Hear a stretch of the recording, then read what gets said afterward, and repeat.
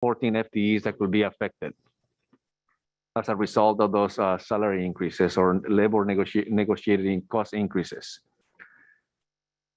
Overall, the county received, as I said, $36.1 million in augmentation request, and these are the different categories. Ezekiel, one second. There's a screen up. If you can see it, you can click on your screen to get rid of that. I don't see it. I don't see it on my screen. Okay. There we go. Yeah, I didn't see it on my screen, so it's not there. All right. So just wanted to, this table presents the same information that you had seen in the previous table, but the other one was just in general by fund. This information is presented to you in different categories, so you have a better sense of where these funds are being requested. And I just wanted to point out that the biggest areas relate to positions. And some of those positions that could potentially be affected are on the status quo field positions, 26.88 FTEs of field positions. And we also have 50.8 positions that are vacant, that in essence, by the name of the status quo means that those positions are currently existing in the budget and if those positions are not funded, will mean a reduction in potential services that departments could provide. And then this table provides you a similar type of information that you had seen in the previous table, but in this one, we are focusing more on impact by department. So instead of breaking it down by category and where they are requesting it, it's more on a department by department basis where they are affected.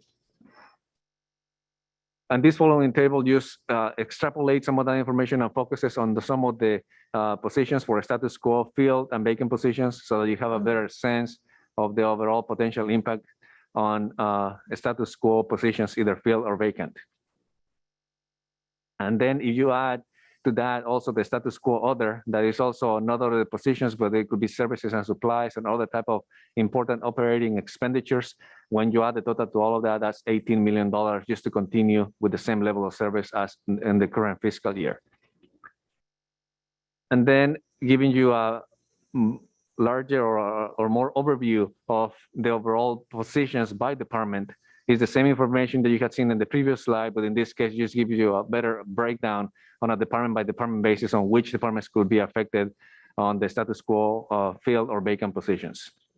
You see actually that from this slide that the department that is the largest or mostly impacted is the Sheriff's Department with 46 total FTEs and potentially 14 new FTEs depending on the final estimate of the impact of the recently negotiated labor agreements. So what is next after this step? What we will be doing from the County Administrative Office, Budget Office perspective is that we will be looking at these criteria for augmentations. We will be looking at the feedback that you provide today. We will be providing looking at priorities, and then looking at these criteria for augmentations and priorities. We'll be providing a recommended budget to you as a board by the first week in June, where we will have public hearings. But this is the criteria that we'll be using for augmentations that is in front of you. I will not read every single line item, but just for you, it's there for you for reference. And then the financing for augmentations, what is available for our office and the county to start looking at these augmentations. So we're gonna have to be looking at one-time funds. All the ongoing discretionary revenue that is available has already been distributed to departments. So what we really have available is one-time revenue, cannabis assignment, and also ARPA revenue. And ARPA revenue has very specific uses as indicated by the implementation of ARPA. And we will be looking very closely at what those requirements are and try to match up some of those requirements with some of the requests that were submitted by departments. So just to reiterate, on the cannabis revenue side, I have this slide that I provided to you before, but it is important to note that the board needs to provide us direction if they want to change anything on how the cannabis revenue, ongoing cannabis revenue is incorporated as part of the baseline. Currently, they'll have to provide that direction to us so that we do that. But if that happens, that means that we have to pull out of the baseline dollars that are currently included in the baseline for departments, and services will be affected. As overall, for every $1 million in cannabis that is pulled out of the baseline, about 6.8 FTE positions will be affected.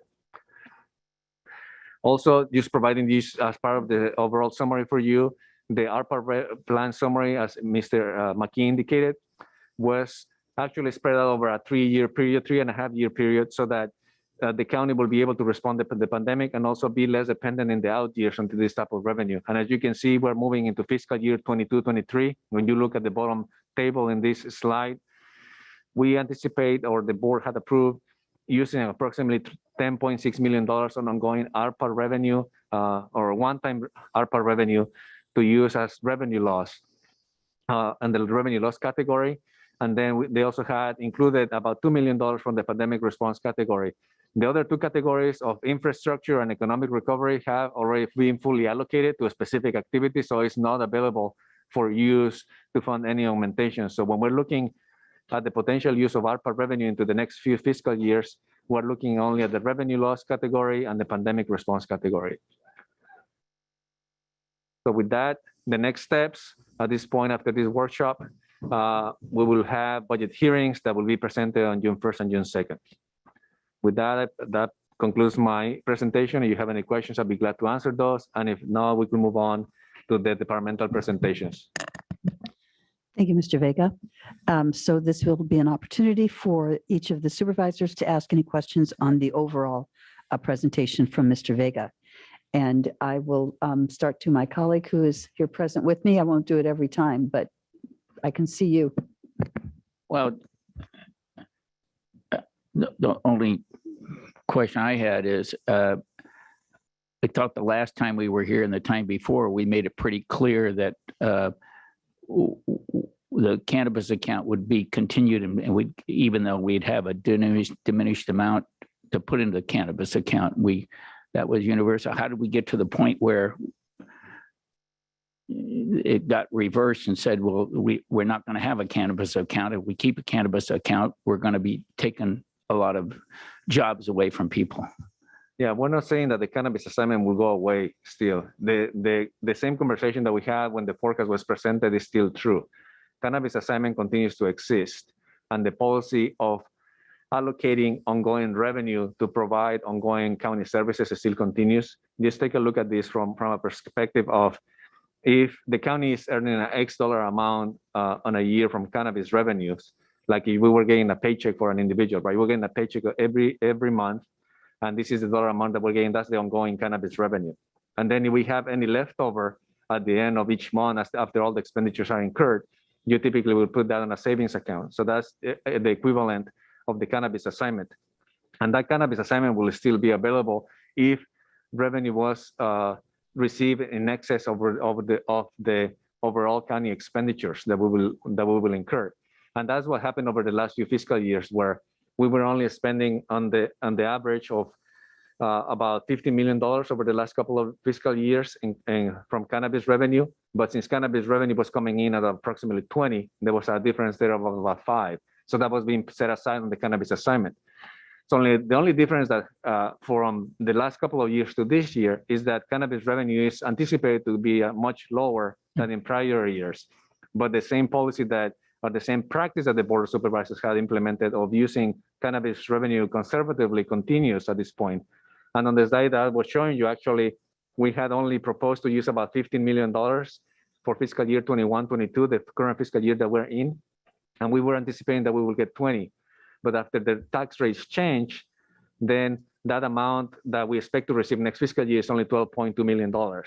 So we said, okay, we're going to continue using $12 million for ongoing county obligations and provision of core services by the county. And that's what we're presenting as part of the baseline. And today, if we hear from the board saying, no, that's not what we want to do, then we will change that. Okay. Thank you. Thank you, Supervisor. And now I am going to go down my list, and I see next is Supervisor Rudascu. Have you any questions or comments on the overall process today? I don't. Just a thank you to staff for all of the work that went into preparing this early budget workshop for us. I think it is really helpful for the board and the public to have a sense of where we're at, so that we have the opportunity to give some early direction or indications of values and priorities before we get to the budget workshop. So just a thank you.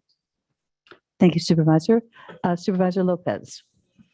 No additional comments. Thank you, Madam Chair. Thank you, Supervisor Alejo. Thank you, Mr. Vega and all the budget team for always being diligent on the budget and giving us their best best projections and the best professional suggestions for keeping a balanced budget. I know we're going into some difficult years ahead of us. Hopefully with some of the ARPA funding that we have left and what we have left over from this year will help us the next couple of years. But that assistance is drying up, and unless Congress gives local government more money anytime soon, which doesn't sound like it, we have to make some strategic decisions of how to utilize that smaller portion. And we all recognize that had it not been for that federal assistance, we would be in a much dire situation considering the pandemic impact on our county coffers. With that, thank you very much. Thank you, Supervisor Alejo. And I have a couple of questions as well.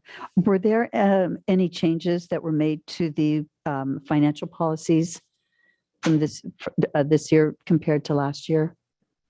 No significant changes. All the changes that were made were grammatical in nature or to make the policies more consistent throughout, but not changes overall in terms of policy direction or actual meaning of policies. Yes. Okay, thank you. And then are the rising pension contributions that you identify for increased pension costs, is that plus the contributions to the new pension trust, or is it both of those that are making our budget rather difficult? So is the unfunded liability continued growth? So unfunded liability costs continue to go up because of different changes by CalPERS. So that's what is creating the most significant cost increases for pension costs.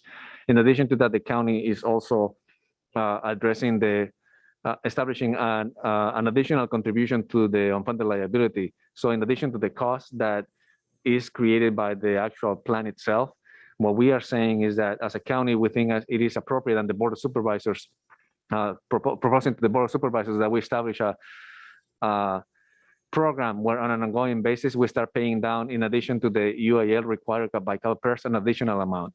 And that is included as part of the baseline GFC allocation by departments, but that is not affecting overall department operations because corresponding GFC has been provided to address that increase in costs on the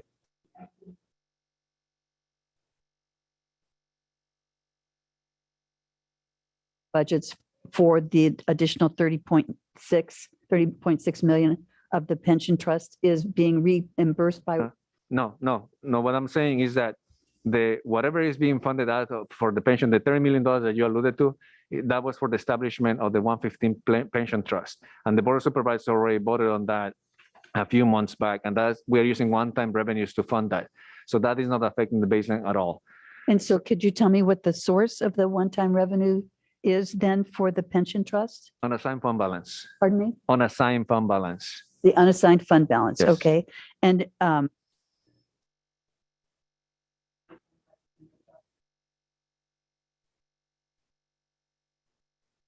that is just like a net because we're going to be taking that from the tell me the name of it again. Unassigned fund balance. The unassigned fund balance, that whole 30.6 million. Yes, Okay. yes, and that is not affecting the baseline at all for departments. It's not incorporated as part of their budgets. They want the unassigned fund balance is paying directly for that contribution to the unfunded liability. Okay, thank you. Because I know it's almost $1 billion that we have of debt for the pension fund. So I wasn't clear how we were going to pay that down, but I'm glad to know that the unassigned fund balance can do that. How much then will be left in the unassigned fund balance? We estimate that after that contribution at the end of the fiscal year, and I don't think that we have final audited financial statements yet, but we estimate we'll have approximately $9 million left over in unassigned fund balance after all those payments are made that the board approved on as of a few months ago. So at this point, if we look to where we counted into that? That money will be available for funding of augmentations for those that we believe are one-time in nature. So as part of the recommended budget, our office will be coming with specific recommendations, and some of that will include some of the use of unassigned fund balance. Cannabis assignment account. If you decide to do that, it's up to you as a board member, but it's not something that I would recommend from our office. Okay. Okay, thank you so much for that.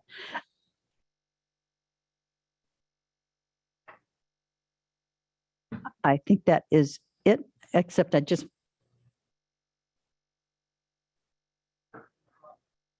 wage increases that we approved during last year's negotiations and the adjustments made from the class and comp studies have been needed for us to recruit and retain staff. So I'm really conscious that we want to make sure that we are able to to pay our employees what they deserve. If there are no more questions from the board, we will not be taking public comment on each department at this point. We will move forward now to the department budget presentations. And the first one will be our finance and administration area, the auditor controller. And I believe that we have Rupa Shah, the auditor controller, here with us for the presentation.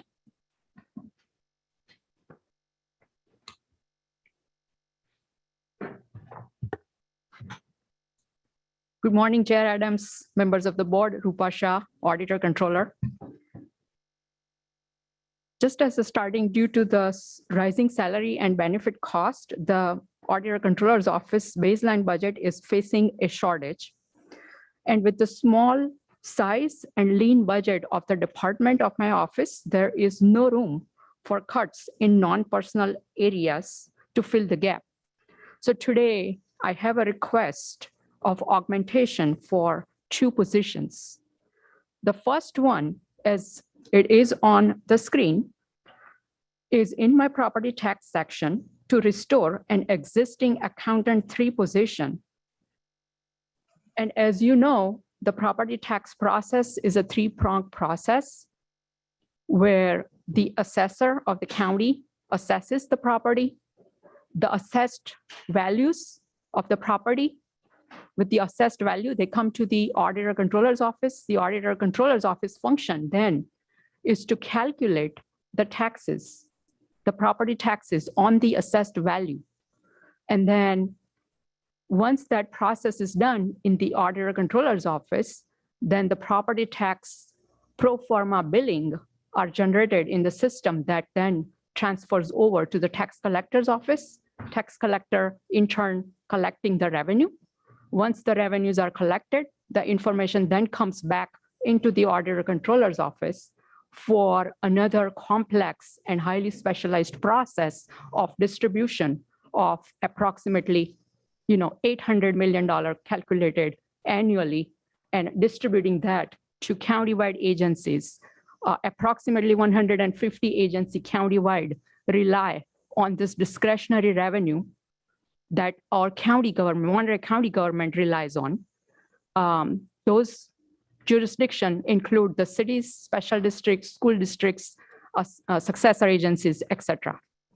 So having a very small team of 4 people in the property tax section of my office, there is 1 vacant position because of a long tenure employee retiring from the county just this year that I would really request to keep that position, which is a status quo vacant position, and see that our county property tax process for the entire county continues smoothly. The next augmentation request in my office relates to the systems division. Systems division. So now the position, the augmentation that is requested has been a result of a class study that was done by our human resource department this year.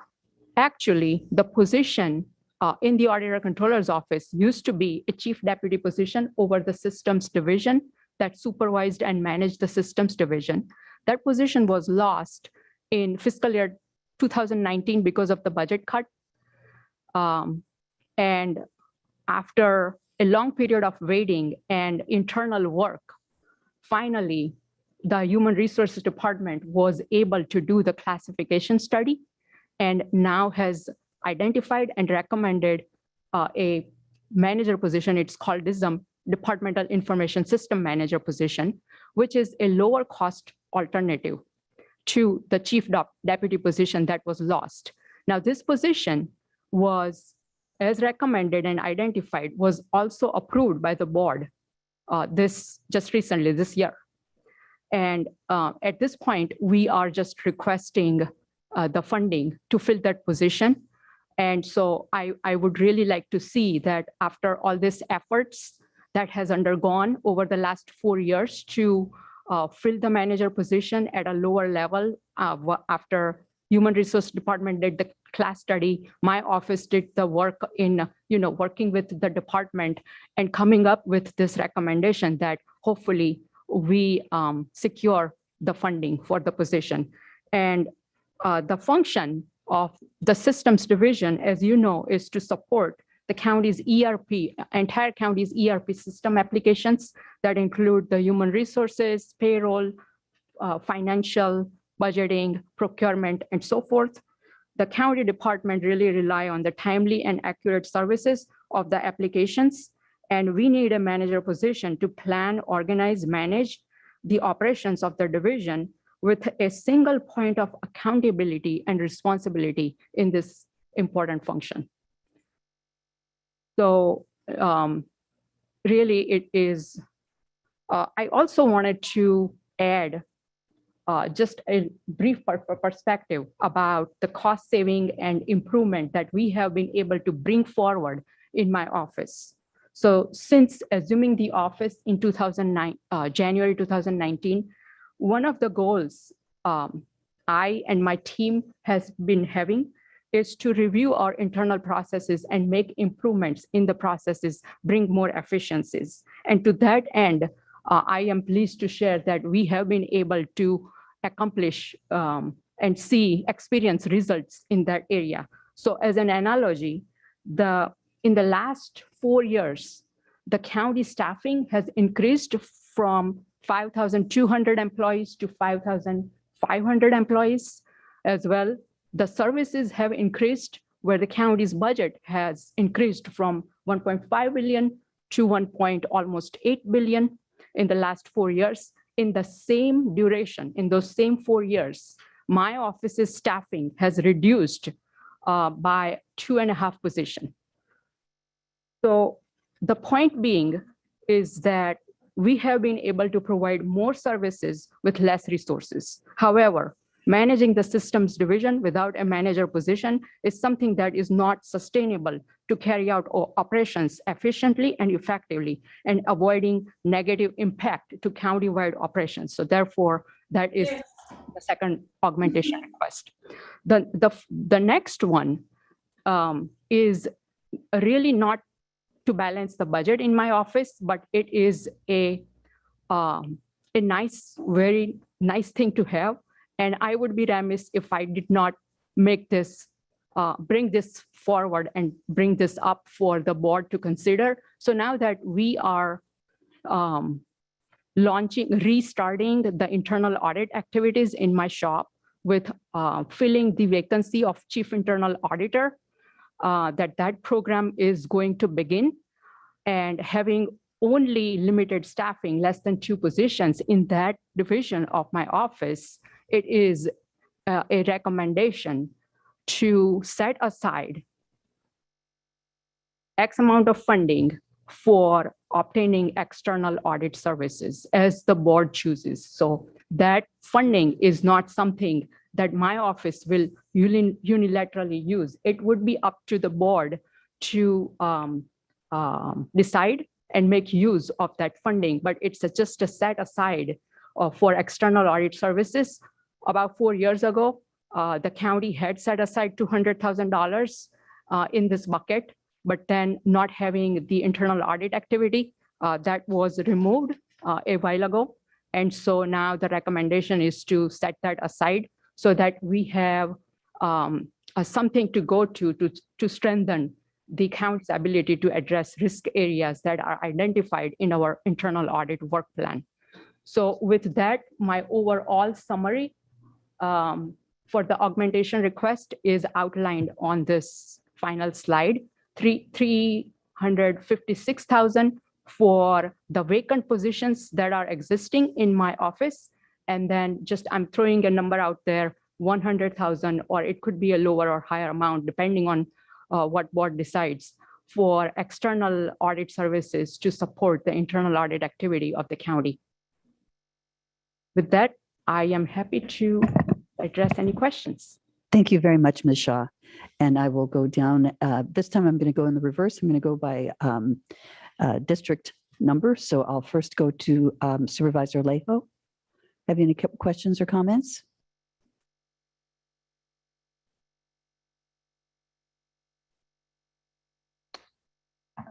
Gosh, I'm so squeamish with the way our system has been working. Supervisor Alejo, can you hear us?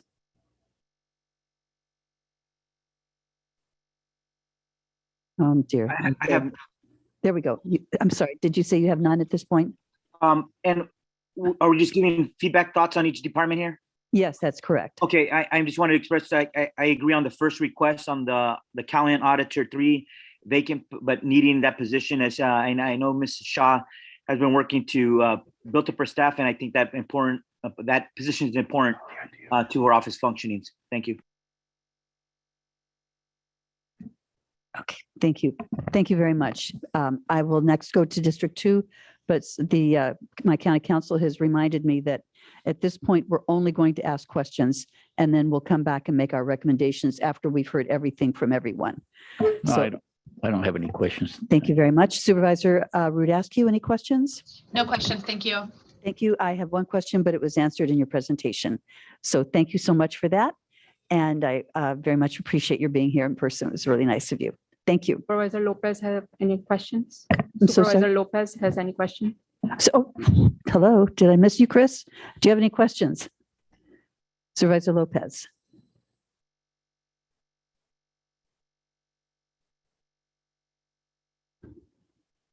Supervisor Lopez.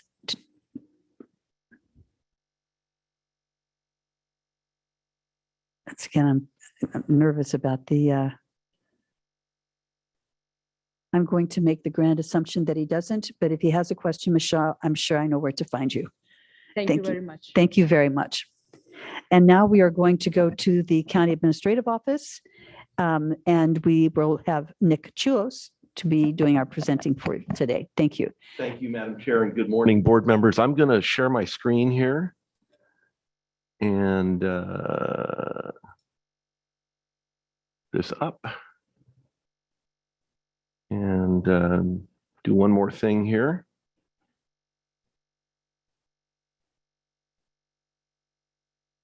There we go. Good morning. Thank you, Madam Chair. I'm going to present a variety of intergovernmental and legislative affairs division augmentation requests this morning. Just a quick background, as you know, IGLA is a division of the County Administrative Office. We manage 7 different programs, and each one of them is managed by a very capable program manager. We have Office of Emergency Services, Gary Millay is the program manager, the Sustainability Program, Ashley Paulsworth, the Cannabis Program, Joanne Iwamoto, the Communications Program, Nick Pasculi, Legislative and Grants, Annette Diadamo, Community Engagement and Violence Prevention, Rosemary Soto, and the Workforce Development Board, Chris Donnelly. We also have what's going to become a new program, the Homeless Services Program. We are in the final throes of hopefully having job interviews in the next week or two on that position. We've got a short list of candidates that have been referred for consideration, so we're really excited about that.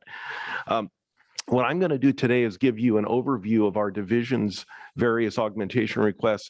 I can answer questions about them, but if we get into real detail on questions, I've got each of the program managers is either online or in the room, and I just thought it would be more it just flow more quickly if I went through them initially in the interest of time rather than have a number of different presenters. So what you're going to see today is basically we've got several different aspects of our augmentation requests. We have augmentation requests that were submitted during the deadline period that the budget office has established for any department to submit an augmentation request. And these cover, in a couple of cases, staffing needs. They cover program operations, in some cases, capital related projects. And in some cases, they're items that the board has previously approved during the year using one-time funding, but they were not built into the baseline budget because it was a one-time funding arrangement. There are really no brand new programs. There are enhancements of programs is the way I would look at this really. The augmentations that were done as part of the overall budget process through the office, the augmentation request process, total about $2.9 million in requests. Then there's another category of augmentation requests. These are items that the board has given direction on, and the one really is the consideration of creating a department in what is now Office of Emergency Services as a division of our program in our division, to create it as a department. That was not part of the augmentation process in terms of the deadline, but it's direction the board's given to prepare a plan and bring that back. So we'll talk about that briefly today. And then the third item, as Charles indicated earlier, Supervisor Askew has a referral regarding enhancing the county grants program. And that's going to be presented by Annette Diadamo this afternoon, but it is technically part of the budget. If you decide you want an enhanced grants program, this would be the time to really talk about it. So I'm going to run through the PowerPoint slides, and it will be available for questions, and we've got our program managers as well. So the first one is the Office of Emergency Services. This is the largest request really by any of our programs, about $1.6 million. And I want to break it down for you a little bit. In general, one of the things the pandemic has really shown us, as well as the climate-driven wildfires, is we need to really rethink and revamp our emergency services program. And I know the board's well aware of that. We've discussed it a few different times. What this augmentation request, this series of requests does is attempt to do that. And the first two items on the PowerPoint are management analyst positions that the board has previously approved, but using one-time funding. This was done a little bit earlier in the year. If you want to follow through with that, it needs to be built into the baseline budget, and that's why these are shown as augmentation requests. The part-time emergency services planner is to continue the services of an individual that we have on board right now. It's FEMA reimbursable because it's related to the pandemic situation. The Everbridge early, alert and warning system is funding that was carried by the 911 call center, emergency communications, and through discussions with Mr. Millay and Ms. Magowski, it was felt appropriate to show that really in the OES budget. So that's why it's showing up here as $40,000.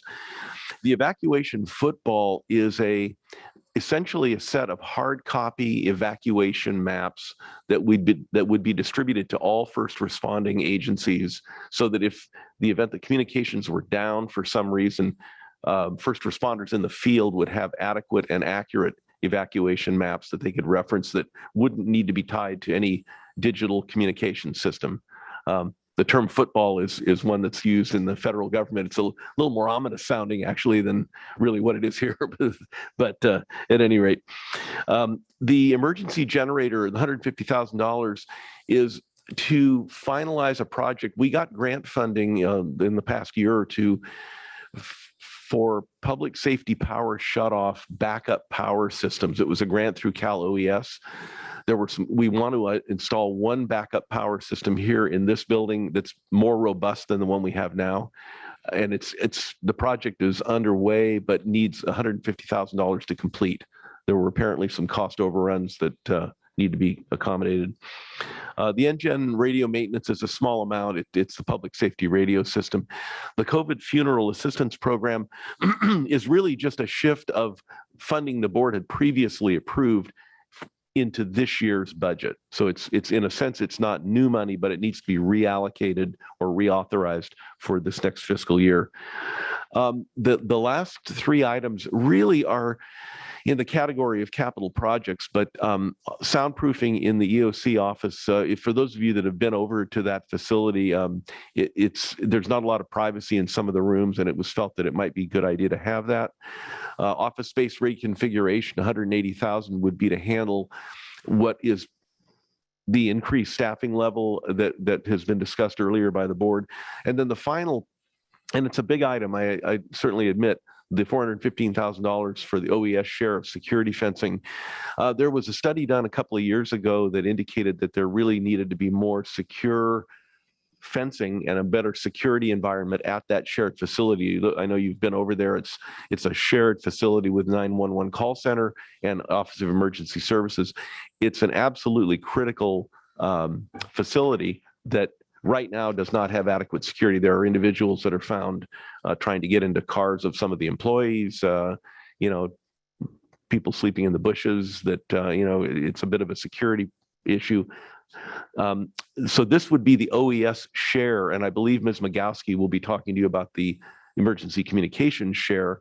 It's in the CIP, but unfunded.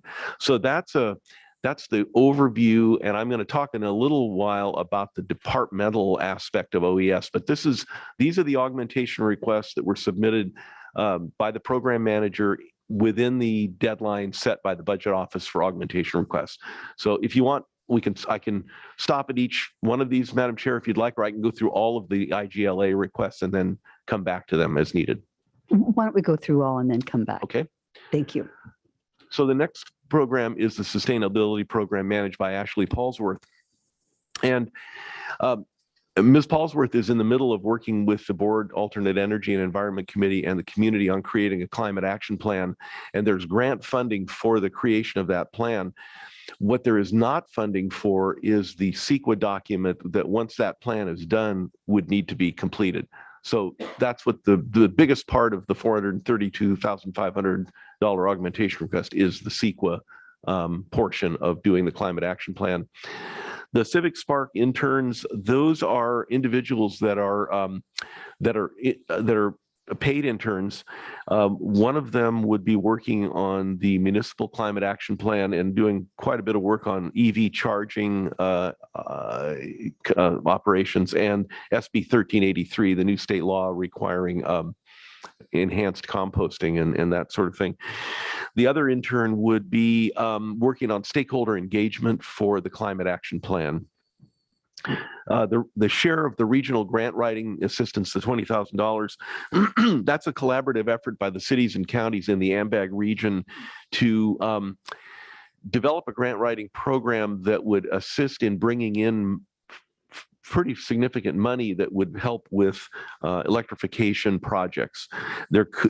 That grant writing assistance, if it were successful, could bring in, I understand from Ms. Paulsworth, about $10 million in funding if we were able to pursue that grant writing type of operation. The engineering, design, and on-call services is to have a third party on call to be able to review county facility energy saving projects, which we do not have at the moment, that type of individual on call. The other ones are pretty straightforward. I think the organizational memberships, there are some memberships that would be worth the county's while to be involved in, project management software, and then conference and training funding. The next item is the Cannabis Program, and the board is, I know, well aware of this program. You've discussed it at some length. There's a need to fund $265,000 as an augmentation to be able to fund the outside firms that handle cannabis permitting, to expedite those through the process. So we think that that's a very significant and beneficial use of funding. The next item is the communications program, and this is headed up by Nick Pasculi, and the board, and we certainly appreciate the board's creation of the position of communication director and the media analyst. Mr. Pasculi has been hard at work in putting together the program.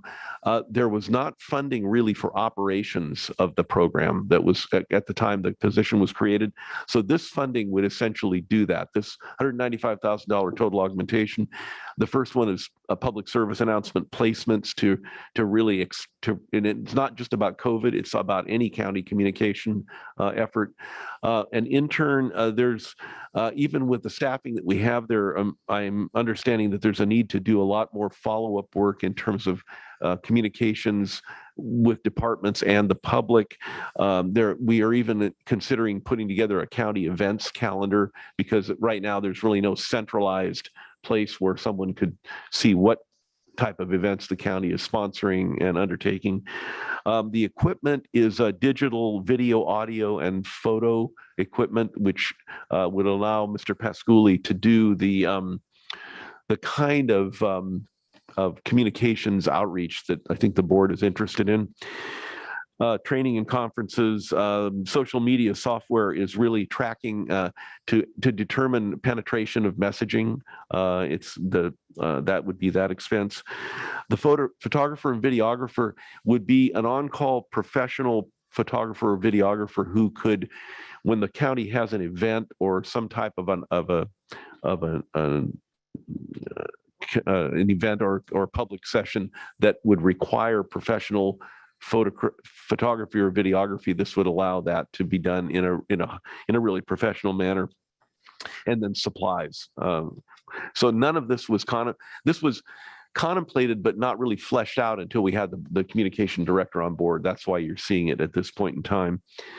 The next item is the legislative program headed up by Annette D'Adamo. This is $103,500 requested augmentation. The board previously in the year authorized restoring the legislative contracts to the 2017 level. They had been cut due to budget issues in the past. The board felt that because of the significant increase in workload, that it was appropriate to reset the legislative lobbyist contracts back to their 2017 level. That's what the $103,500 does, but it was not built into the baseline budget. So that's why it's coming to you as an augmentation request. The next item is the Office of Community Engagement and Strategic Advocacy, and this is a violence prevention and intervention initiative. The bulk of the funding here is to update the strategic action plan on violence reduction and prevention, which is several years old and needs to be updated. This would involve hiring a consultant. The other items here are all related to that: community outreach, metadata analysis. There's apparently a significant amount of data available about violence-related issues, but the analytical part of it is not readily available. That's what that would fund. And then the next item is administrative support. The county administrative office has requested 2 senior secretaries. One of them would be assigned to the Intergovernmental and Legislative Affairs Division.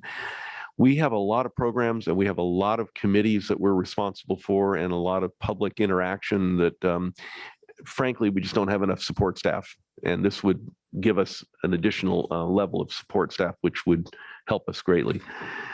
So the summary for the augmentation requests that were submitted during the budget process deadline is $2,938,987. I'm going to move on now to the sort of previous board direction about bringing back a plan to elevate Office of Emergency Services from a program in the CAO's office to a department. And what this shows, I've got 2 slides to show you. This slide shows how the 2 previously approved positions, but not built into the baseline budget, would fit into the OES structure. And this shows the current organization structure. In other words, Mr. Millay reporting up through me to Mr. McKee. The finance and grants management analyst position is critical in terms of FEMA reimbursement. I was talking to Mr. Millay just the other day, and we are still processing FEMA reimbursements and looking at audits for the 2007 wildfires. Yeah. And so these are long-term, excuse me, I'm sorry, I misspoke. The 2017 winter storm, excuse me. I missed a digit in there somewhere. But it's a long-term process. And one of the things that we've identified in the OES operation is the need for more financial staffing in the operation itself.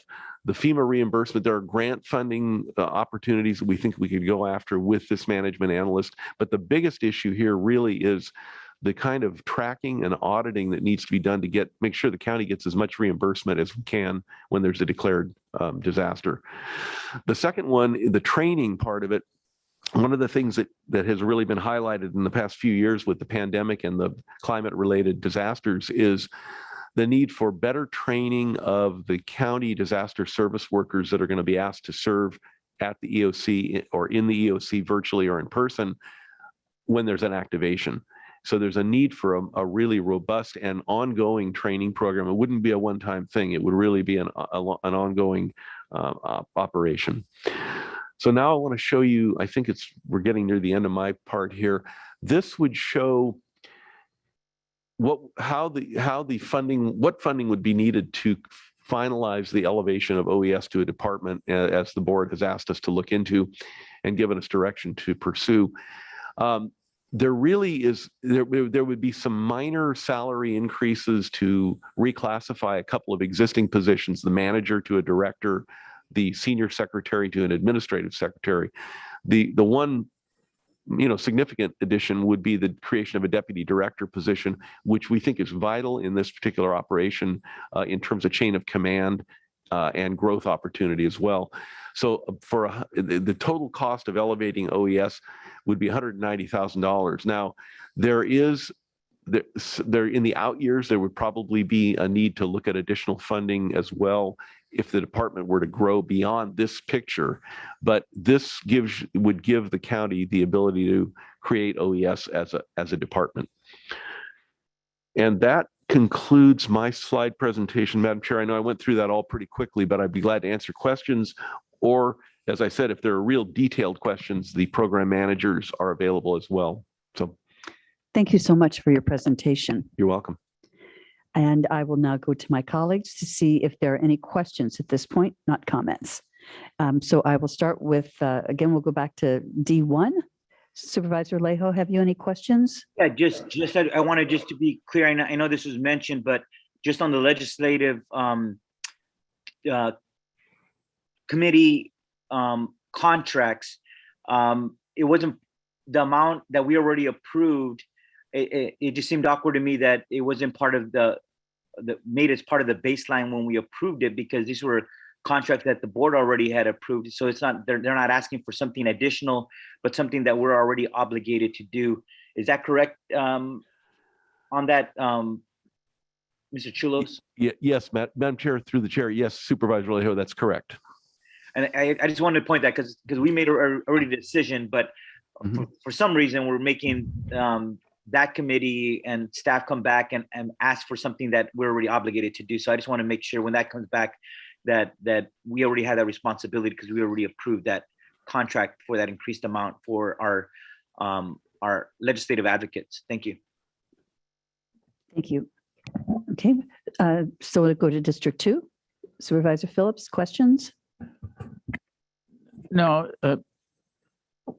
but I thought when we talked about OES and created a department, we were kind of led to believe that we wouldn't be costing any more money. So I'm just having a little trouble understanding where the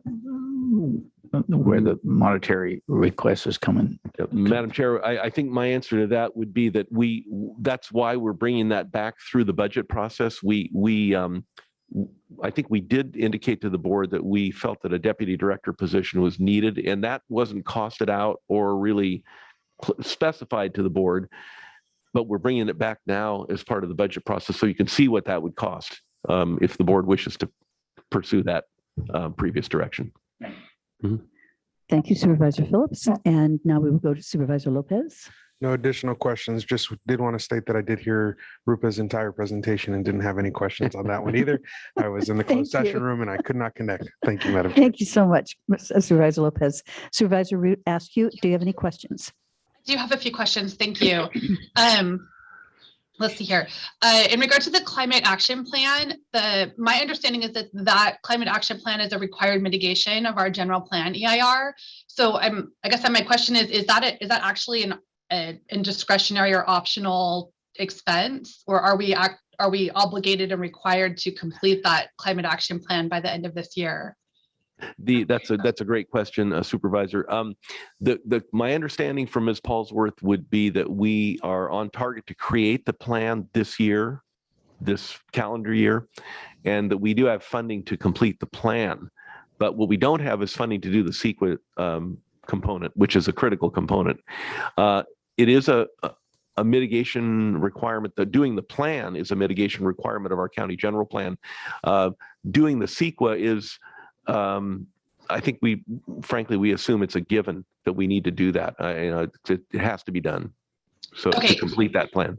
Okay, that's helpful. And I think with a number of the different items that are in here, some of them are in other presentations, we have augmentation requests that are actually agreements that we've confirmed with unions for additional pay. So I think that I just wanted to make sure I wasn't missing something with some of these that appear to be requests, but really are sort of black and white in terms of what we have to do. The Civic Spark interns, my understanding is that those are leveraged funded positions that were only the 50,000, 57,000 is only a portion of the total cost of those positions. And we're able to access other matching funds to support those. I believe that's positions? accurate. I believe that's accurate. Okay, great. Just wanted to make sure I was correct about that. On the COVID funeral assistance program, what am I recalling that had been ARPA funded, but now I'm seeing it listed in the general fund portion, or am I misremembering? I don't believe it was ARPA funded, but I would defer to either Mr. Millay or maybe Mr. Vega or Woods. I don't believe it was ARPA funded.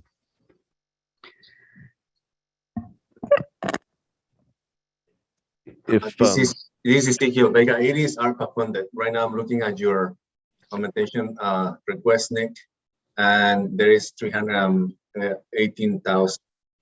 Hold on, I'm looking at the wrong line. 305,000 for the funeral assistance program, and it's fully funded. That request, if approved, will be fully funded by ARPA.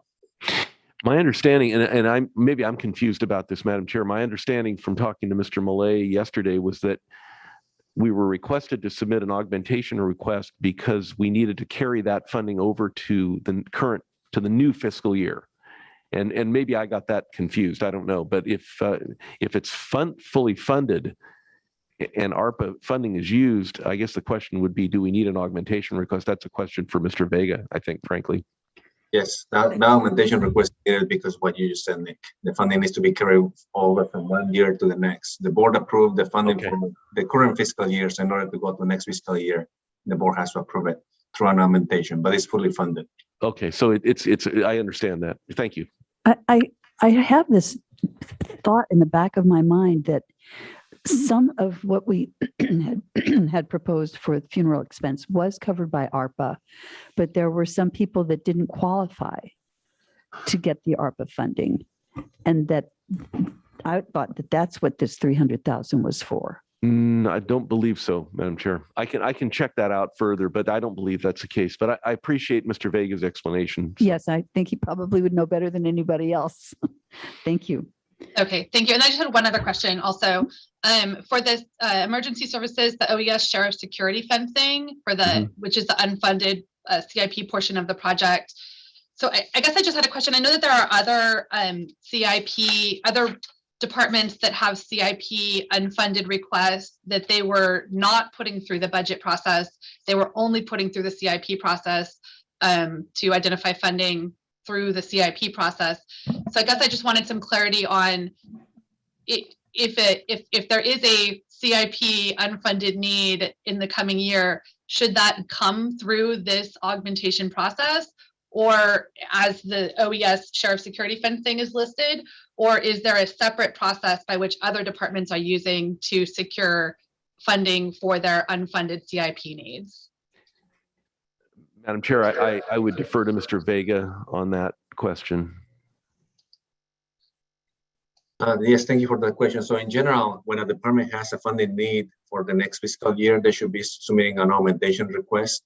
And if they didn't submit an augmentation request, but they only submitted a project through the CIP process, I think that there's a disconnect there, and we could work on a better process so that disconnect doesn't occur into the future. But whenever there's a funding need for the budget for which no specific funding was identified, then an augmentation request must be done.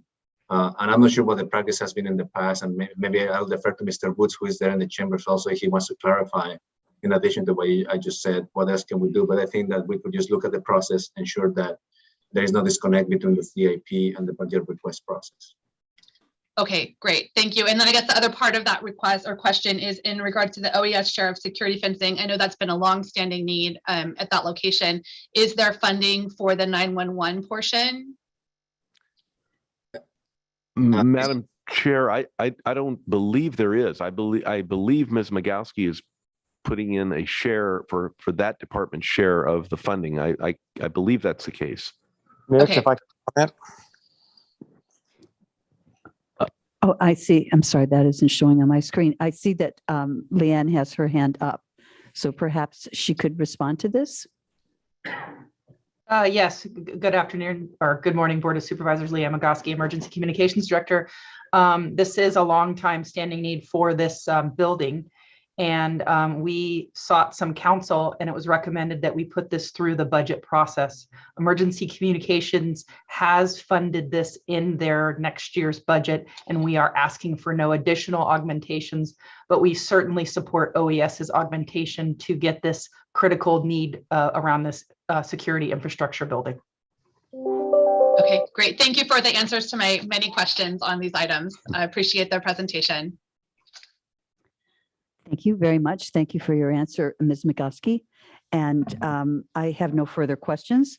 So with that, we'll appreciate Thank you. Mr. Chulos very much for your comprehensive presentation. And we'll go to the Civil Rights Office. And we have Juan Rodriguez, the Equal Opportunity Officer, who I assume is here by Zoom. I do not see him. I am here by Zoom. Good morning, Chairperson Adams. Can you all see my screen without my notes? We see the request for augmentations. Perfect. All right. Good morning, members of the public, supervisors, and county colleagues. This is Juan Rodriguez from the Civil Rights Office. This morning, I'm here to ask you to consider, when the time comes, granting 2 augmentations for the Civil Rights Office budget. The first augmentation that you see on the left is to restore a full-time senior equal opportunity analyst position at a cost of $171,000, close to $172,000. This position is one of 3 analyst positions in the Civil Rights Office that would be tasked with diversity, equity, and inclusion work, developing and supporting with the Civil Rights Training, or CRT, and the Harassment and Discrimination Prevention Training, or HDP, also known as Prevention of Sexual Harassment, processing complaints of discrimination, including a very time-consuming conciliation process, and equal opportunity plan implementation, which includes employee resource groups, outreach, and things of that nature. As you might recall, this position is currently vacant because it was a position that was recently reclassified as a senior position, but we are currently in active recruitment. I also want to point out that this is the first time in 6 years that I've been here that we have asked to restore a position. The other augmentation that we're requesting is for $15,000 to be able to pay interns to support the analyst's work. We've relied on paid interns these past 2 years to complete entry-level work to free up the analysts, give presentations to the youth in the criminal justice system, and conduct research and support for tailored training. Having interns is the reason we were able to maintain the vacant position open while we went to the budget committee and the full board for the reclassification. We did consider options if not funded. If the senior position is not restored, these would be the impacts. So we would have a reduced ability to implement diversity, equity, and inclusion initiatives, reduced number of complaints processed internally, which in the long run, I think would be at a greater cost to the county because we would have to hire external investigators at a cost to the individual departments. We would also have to reduce the amount of training provided by the CRO. We have currently an online version of the prevention of sexual harassment training. We have a very close to fully deployed online version of the civil rights training. But I think that a lot of people benefit from the live, not in person yet, but probably soon, but live training between our staff and county staff, which, I would have to say that if the training is reduced, we would probably see an increase probably in complaints or at least some issues in the workplace. We would also reduce the amount of equal opportunity plan implementation, meaning we would have to maybe step back a little bit in terms of all the work that we do in terms of diversity and inclusion, employee resource groups, maybe outreach, attending outside events to promote the county. And then we would also have to reduce somewhat Title VI and Title VII projects. Currently, we were planning on doing a Title VI audit of the county, just to make sure that our county departments are responsive in terms of language, communicating with our residents. But that would be probably reevaluated, or at least we would shift to a self-audit process. Just to visualize, to help you visualize, this is our org chart. We're a very small office of 5 people. Currently, we have 3 analysts that do the analyst work, with 1 administrative secretary confidential and me that also does analyst work. But I wanted to show you this slide because that position represents 33% of our effective analyst workforce. So without it, you can imagine we would have to readjust and reshift some of the county priorities, or at least those that are required by state or federal law. We also considered, I don't want you to think that we just came asking for money. We did everything we could to save the position and not put it as an augmentation. But we found that we were basically down on operational costs as much as we could. For example, we were looking at eliminating ASL interpretation, which we can, or Spanish interpretation, which we can, not offering the online version of HDP training or the parental sexual harassment training, which we really can't. It's state mandated. And we looked at even eliminating costs for office supplies, copiers, things like that.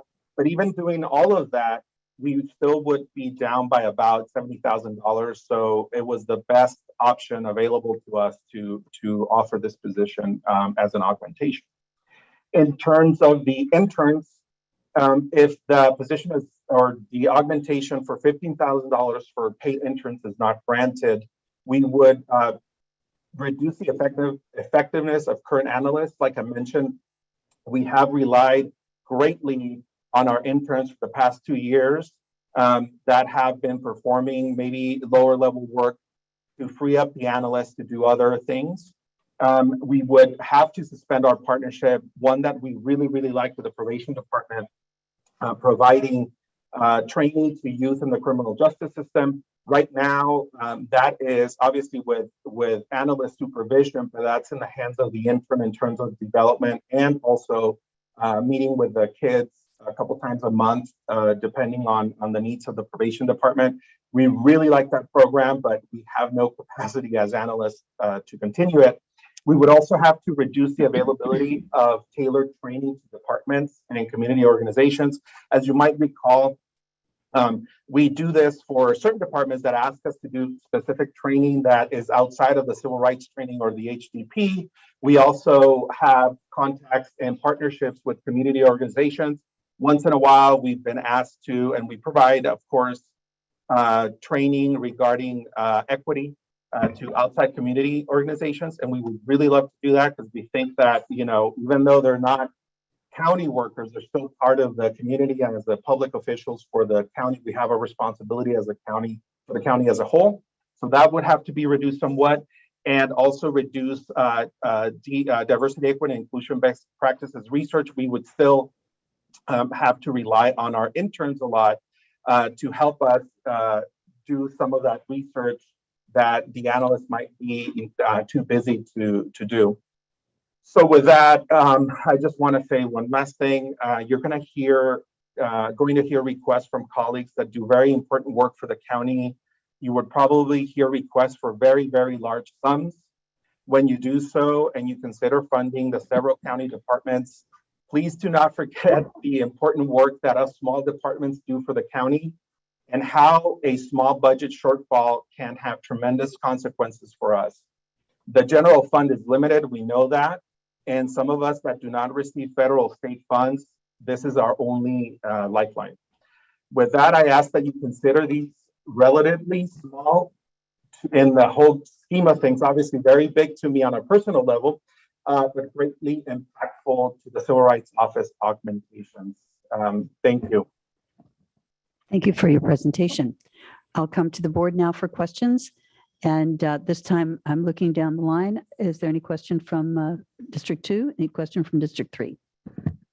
Just one quick question on that position. I've got your slide up on my laptop here, the Senior Equal Opportunity Analyst that you had highlighted in yellow. Is that a filled position?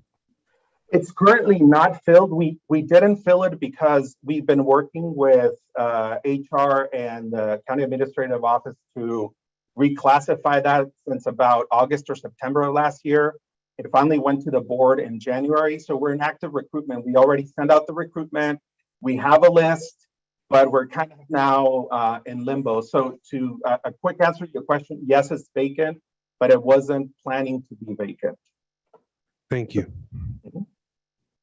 Supervisor Root Askew? No questions. Thank you. Thank you. Supervisor Lejo, any questions? None on this. Thank you. And then I do have one question. Would the loss of this position result in the end of the Governing for Racial Equity program? I don't want to say that. We would figure out a way to do some of the work, but it would be greatly reduced because some of the other obligations that we have are state and federal mandated. So we would have to concentrate on those and hopefully say if this position is not funded, but we do get the interns, we can basically sustain it on life support for a few months and hopefully next year is a little bit better. But I'll say the same thing that I said to Supervisor Lopez. To answer your question in a very brief way is no, but severely curtailed. Thank you very much. Yes, Supervisor Lopez? Yeah, just one more question. When we took on, well, I understood that we accepted a grant from the California Endowment to do the work around governing for racial equity. In doing that, there was some monies assigned. Have we gone through those monies, or are those monies being allocated to you for this position? Or is there somebody in the budget department that can clarify what happened with those funds that were supposed to be sent our way from the endowment as part of that agreement? Thank you, Supervisor Lopez. It's my understanding that there are funds, but they're insufficient. I don't know if Nick is around in board chambers. Maybe he has a little bit of better idea. My understanding was that it was insufficient, but it was over 2 years, so that even makes it a smaller share. So we haven't had those or obtained those funds yet. I see Supervisor Lejo has his hand up. Do you have anything to add to clarify in that regard? No, yes, yes and no, because that is an important question because we did approve the equity officer to be placed in the Civil Rights Office, and I think we only made a decision about 2-3 months ago, and I think the grant originally from the endowment was for $150,000, and so over 2 years, I think the overall cost was over $150,000 with benefits. I think it was about $200,000. So it only pays a fraction of the cost, and that's just over two years. So, so Mr. Rodriguez, I don't see anything on the equity officer. Is that because it's already part of your baseline? So, if you might recall, Supervisor Alejo, thank you for the comment. Yes, the grant split in half wasn't enough for a position. So I already had an existing position that I was going to fill, but I waited to get some of those duties of the equity person that the board approved recently into that. So basically, I already provided the funding for that program. The grant would have been obviously released some of that pressure, but I don't mention it as an equity position because it's really not classified at this stage as that. But that senior position in question is where I had planned to bring in that equity position in addition to doing some of the duties that a senior does within the Civil Rights Office. Well, thank you for that, because that helps our budget situation out with the position in your office. But I know the recruitment already happened, so I mean it's something we already recruited and approved for. But you helped us, use an existing position to kind of combine the responsibilities, if you will, with this new position that we created.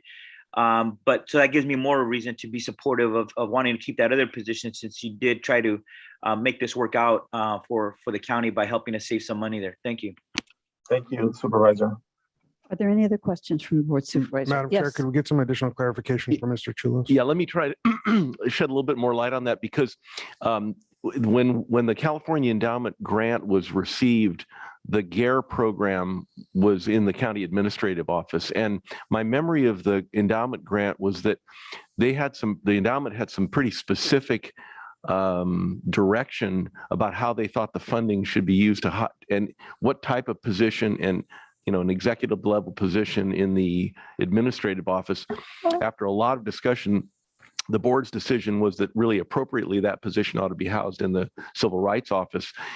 I don't think we've resolved with the endowment whether they are going to require us to repay that funding, or whether they think that funding can be used for the kind of position that we ultimately created in the civil rights office. There were some, to put it in a way, there were some strings attached to that funding that I think we and the board felt organizationally didn't really fit with what we thought was appropriate in terms of the civil rights office being the appropriate place to house that program, which is what the board has directed be done. So I don't think we've completely closed the book on how that funding can be used, should be used, will we have to return it, et cetera. So it's a little bit of an open book. Thank you. Supervisor Rudas, do you have another question?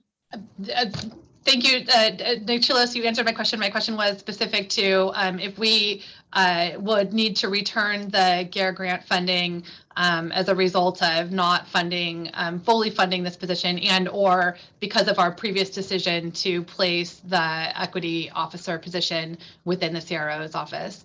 So just wanted to get clarity on that. Thank you, Supervisor. And I believe that that's it for this item. And we'll move just quickly right ahead, and we will go now to County Council. And we have our County Council, Les Gerard, doing the presentation. Thank you very much, Honorable Chair, members of the board. What's going on here? It's not working. There we go. So by way of introduction, the County Council's office has 6 budget units. There's the County Council unit, which is really the legal division, risk management division, the civil grand jury, general liability, workers' comp, and what's called the risk enterprise budget unit. The total approved budget for this fiscal year was almost $50 million. The proposed budget baseline for next fiscal year is a little bit less than that. The vast majority of that is in the 2 internal service funds, risk management, workers' compensation, and general liability. That totals a little over $40 million for those 2 funds. Only the legal division and the civil grand jury budgets are adversely impacted by the baseline budget provided by the budget office.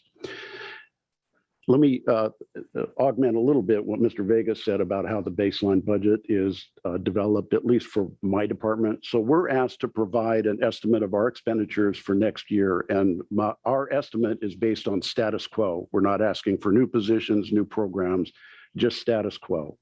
We estimate outside revenue that we get by billing departments and other entities that we provide services to. We give the auditor controller provides us our CalCap allocation, and we turn that into the budget office, and they do their black magic in the box, and they tell us how much general fund contribution we're going to get, and that gives us the baseline. And if that baseline is less than what we need for our status quo, we have to identify the cuts. So the augmentation requests that I will go through are what we had to identify as cutting our budget in order to have a balanced budget based on the baseline.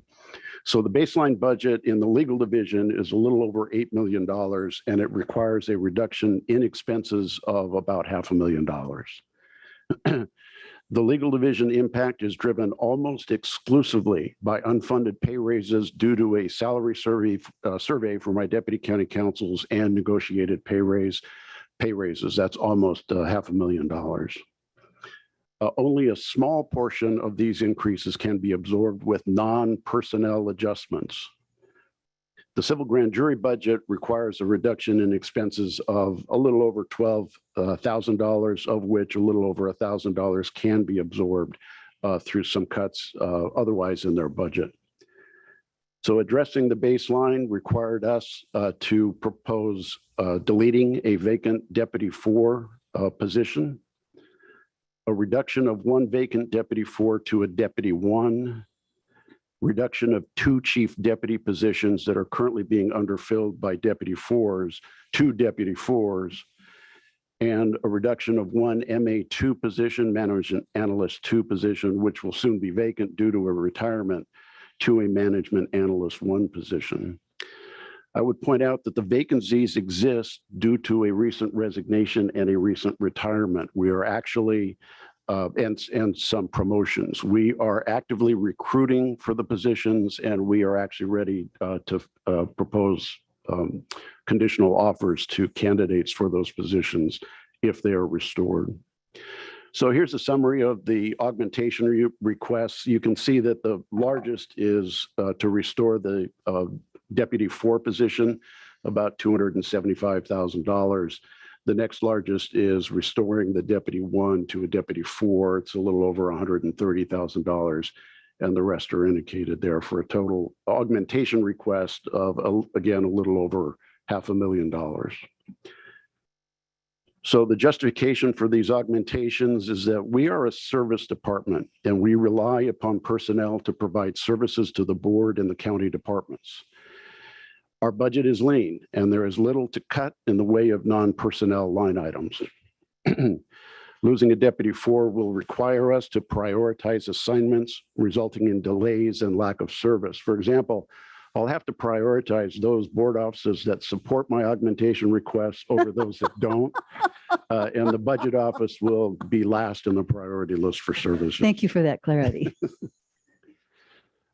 Reduction of a deputy 4 to a deputy 1 will impact our recruitment and provision of services. The deputy 1 is basically a law school graduate. We do not have the luxury of bringing somebody in and training them because we are lean. We need experienced deputies in order to provide the necessary services to the board and to the departments. The chief deputy positions are critical for succession planning, helping the assistants supervise the various divisions within the legal division. We have 3: general government, land use, and litigation, and to provide opportunities to promote in order to retain qualified attorneys. The MA2 is necessary to support our office finance manager and our office manager, which is an MA3. That's a critical position. Our finance manager and office manager need that help, or else I'm going to have some burnout there. Funding the civil grand jury is a state mandate. Actual expenses vary from year to year, depending on the needs of the specific jury. I would just request that the board augment the civil grand jury budget to be consistent with recent historical practice for the civil grand jury. And we request board support for all our augmentations. Mr. Vega, in the criteria for an augmentation, did point out is whether something is state mandated is a criteria. I would just point out that Government Code Section 27644 says that the Board of Supervisors shall furnish the county council with such assistance as will enable the county council to perform properly the duties of the office. So I would hope the board would consider our request so that we can continue to provide high quality service to the board and to all the departments. And with that, I'm happy to answer any questions. Thank you. I'll ask a question first. And can you tell me again, please, what was the total amount? What was the total amount of augmentations you were requesting? $517,000 roughly. Thank you. Okay, so I will start with Supervisor Alejo in District 1. Any questions? No questions on this so far. Thank you. Supervisor Phillips? Just a question of the one going to the 4. You say that you're not inclined to hire anybody right out of law school. I know and I understand that a little bit, but I know the DA's office is and public defender is. If I had another position or two, I'd be happy to do that. But with our workload right now, I need experienced attorneys to come in and get to work. I just lost Wendy Strimling, very experienced land use attorney. I need somebody to come in and do that. The other resignation we had was a very good attorney, high-level litigation-related attorney. She resigned for family reasons, and I need somebody to come in and do that right away. Yeah. Okay. So I would love to be able to do that. I just don't feel the workload allows me to do that right now. Thank you. Supervisor Lopez, questions? Additional questions. Supervisor Rudowski, questions? No No. questions. Thank you. Thank you very much, County Council. Thank you.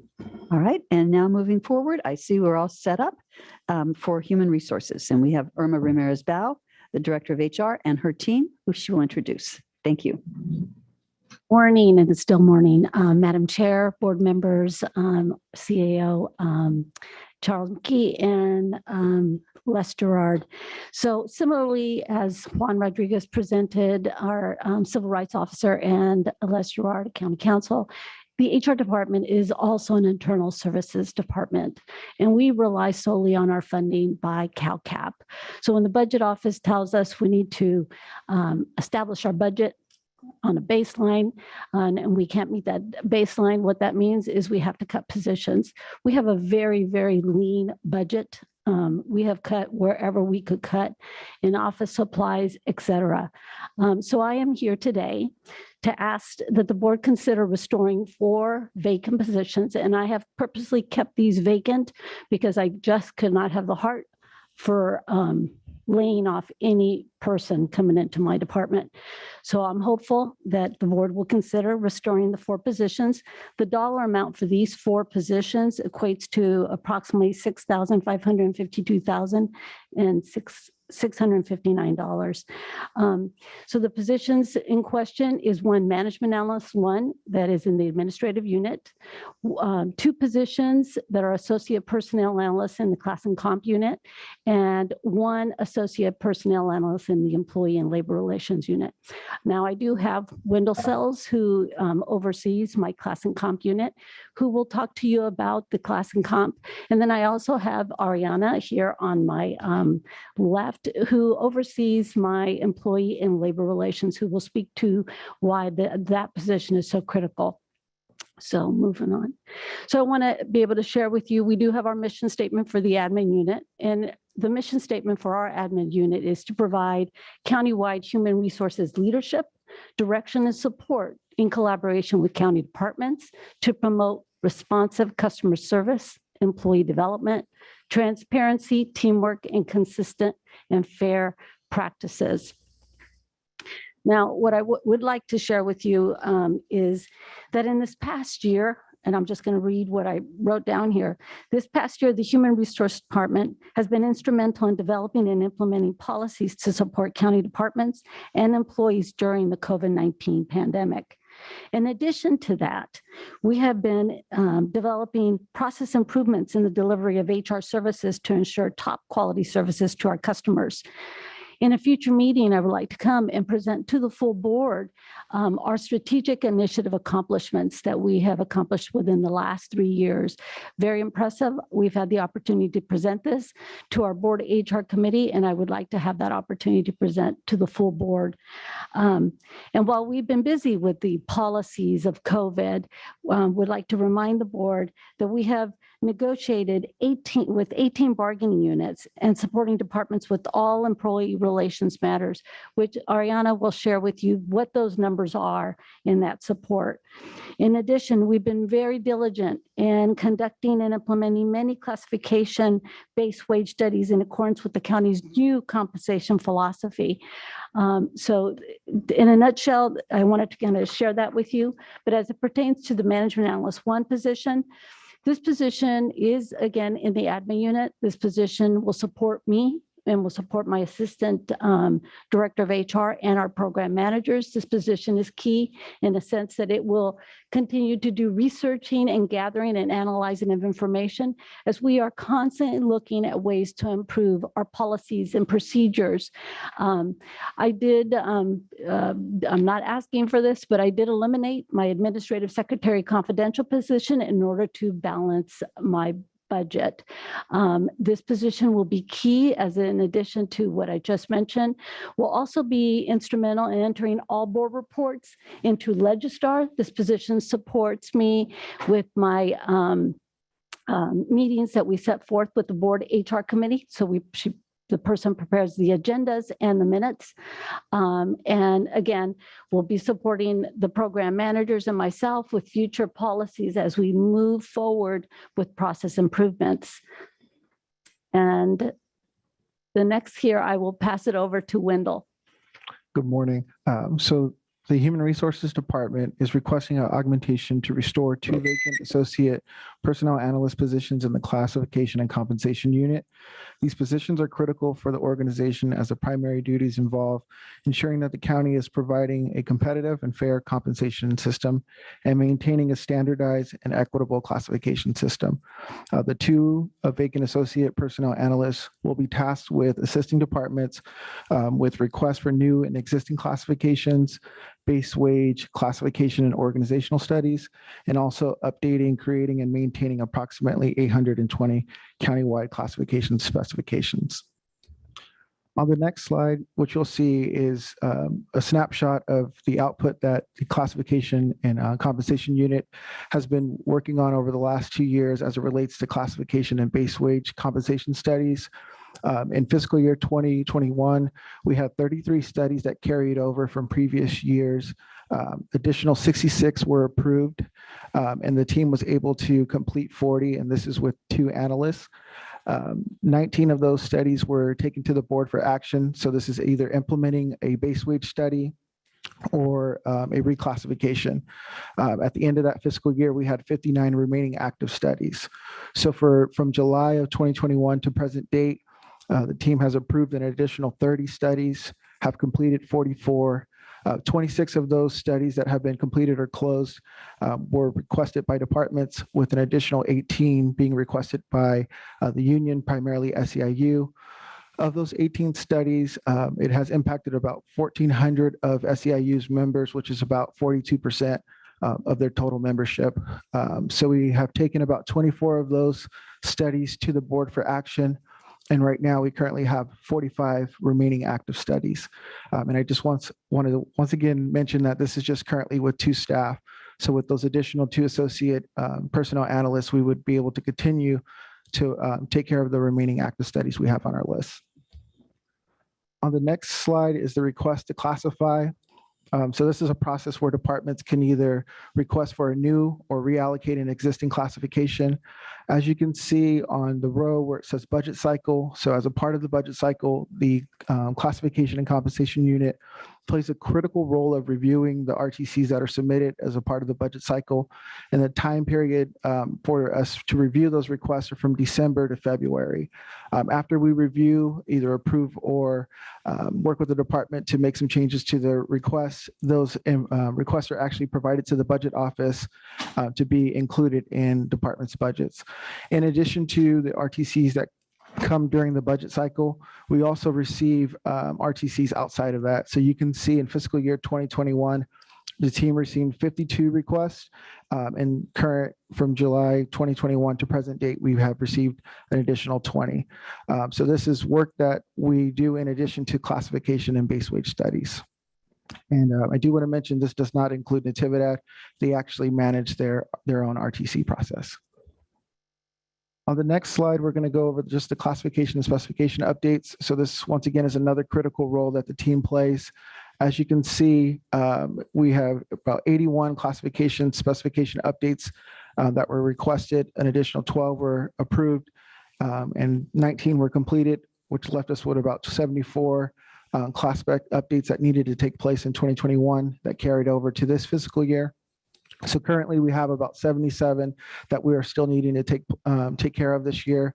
So with those additional 2 associate personnel analysts, we would be able to continue working on these classification specification updates, which is also critical for our recruitment unit to make sure that we're recruiting the best and qualified talent for the county. So I'll go ahead and pass it over to Ariana that will give you an overview of the Employee and Labor Relations Unit. Good morning, Madam Chair and board members. With regard to the augmentation request for the Employee and Labor Relations Unit, I would like to just first start off with referencing what the mission statement for our unit is, just to provide a general perspective on the responsibilities and the function that our unit performs. Our mission statement is to promote a positive employer-employee work environment and encourage collaborative relationships between employees, management, and employee organizations in order to support a high quality workforce. So to this endeavor, we have actually assisted departments in either processing or providing guidance, or ourselves performing about roughly 200 either grievances, disciplinary and corrective actions, investigations, or Equal Employment Opportunity Commission and California Department of Fair Employment and Housing responses over the last 2 fiscal years. This is in addition to countless either formal or informal discussions with our various employee unions on different either operational changes or policy updates throughout our county departments. And this again is to continue to promote those collaborative relationships with all of our employee unions. This particular position that we're asking to restore, the associate personnel analyst, would be key in furthering our mission by helping us to continue to increase communications and consultation with department heads and other key stakeholders with matters associated with employee relations. In addition, this position would assist in the creation of our employee relations manual, which is intended to provide support to supervisors and managers with regard again to employee relations. This position again would also assist in conducting training on the basics of employee and labor relations, which would go a long way with providing that support to our departmental supervisors and management.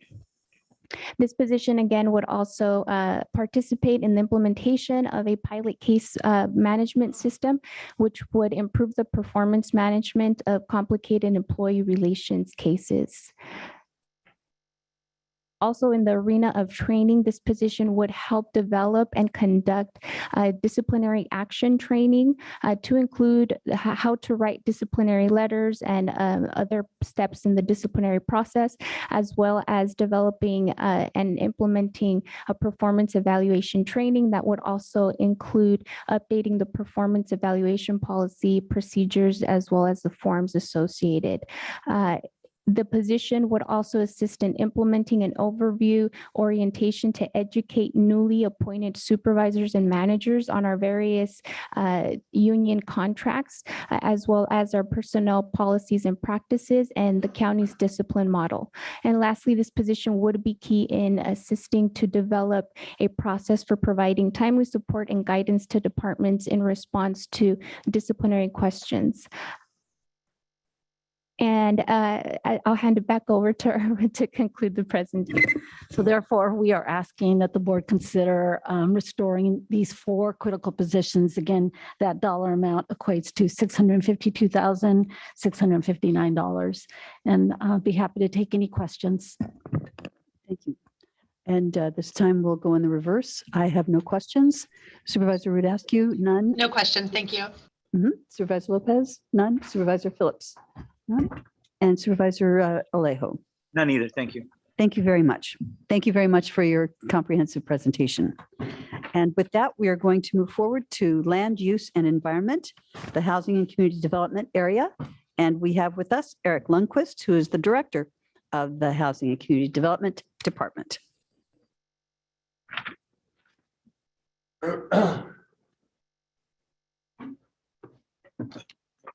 Thank you, Chair Adams, members of the board, staff, and the public. It's a pleasure to be here today to present Department of Housing and Community Development's augmentation requests.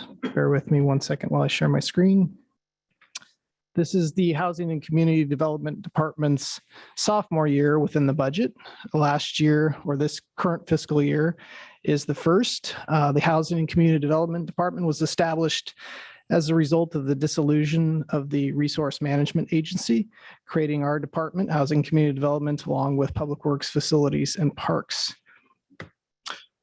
The recommended budget for Housing and Community Development Department contains $32 million in expenditures, financed by $19.8 million in program revenue, $8.9 million in general fund contribution, and $3.7 million in fund balances. We are a service department. We have some goals established in this year's budget that will be carried forward into next year's. The Housing and Community Development Department's primary goal is to increase housing opportunity, especially for extremely low, very low, and low income households. Our second goal is to improve permit processing efficiency and effectiveness. Third, enhance communications and responsiveness, implement long-range work programs, continue to track the Citygate recommendations, which were the cause for the establishment of the Housing and Community Development Department, create sustainable funding and programs. As you may recall, in past budgets, the RMA received funds that it could not expend as a result of having such a large agency. So we've been more diligent in creating more reasonable and achievable programs within this year's budget. And then lastly, organizational changes for the improvement, efficiency, and effectiveness. As a result, in doing and achieving these goals, we have 103 positions.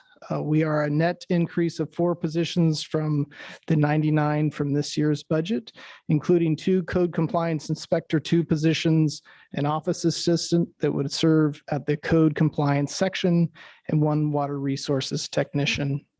The Housing and Community Development Department includes housing and community development programs, building services, planning services, permit center, environmental services, code compliance.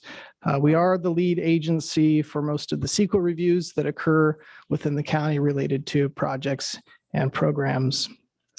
Our general fund units, we have several of them. I'm going to speak primarily to 2, which include the HCD administration and community development department.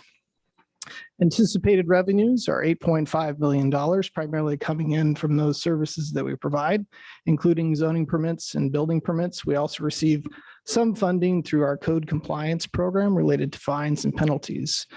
This current recommended budget, we have $17.4 million in expenditures, primarily related to salaries and benefits. We also have other programs that are those goals of the board that include our augmentation requests for this year. We have similar augmentation requests that we did for this current budget cycle. We have the House Keys program, which is a contract to serve as the HUD administrator for our affordable housing program. It monitors our inclusionary housing as well as other affordable housing projects that we have within the county. That budget request is $120,000. We also have the Local Housing Trust Fund, which we're hoping to establish that will create a seed account to achieve other grant sources, state and federal grants that will then be used to develop affordable housing projects. It has been the board's directive to establish this in 2019 at $500,000. Last year, there was $200,000. And then over the course of the next several years, we'll build up to that $500,000. So this would be for the second $200,000 of that $500,000. Our attrition rate within the Housing and Community Development Department at the close of this fiscal year will be about 8%. So we're balancing our baseline budget based on the attrition rate in order to augment the necessary planning and building permit projects. We are requesting augmentation for consultant services in building and in planning to total $400,000, $200,000 each for planning services as well as building services. We currently are under a 3-year contract with 3 planning firms to provide those services. We're also under contract with a third-party plan check reviewer, CSG, to provide the building services. We hope to receive these 2 augmentation requests in order to reduce our backlog that we're currently experiencing in the Housing Community Development Department.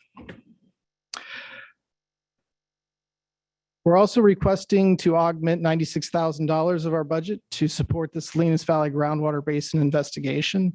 This work was slowed by the USGS model having been pushed back, but Montgomery Associates is under contract currently, and we're hoping to further that and complete that work in the next fiscal year.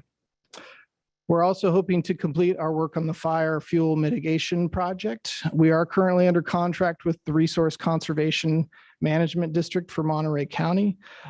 This is the remaining dollars needed to finish that work, which includes what they call a PWP, which is a public works project to mitigate fire fuel within the coastal zone.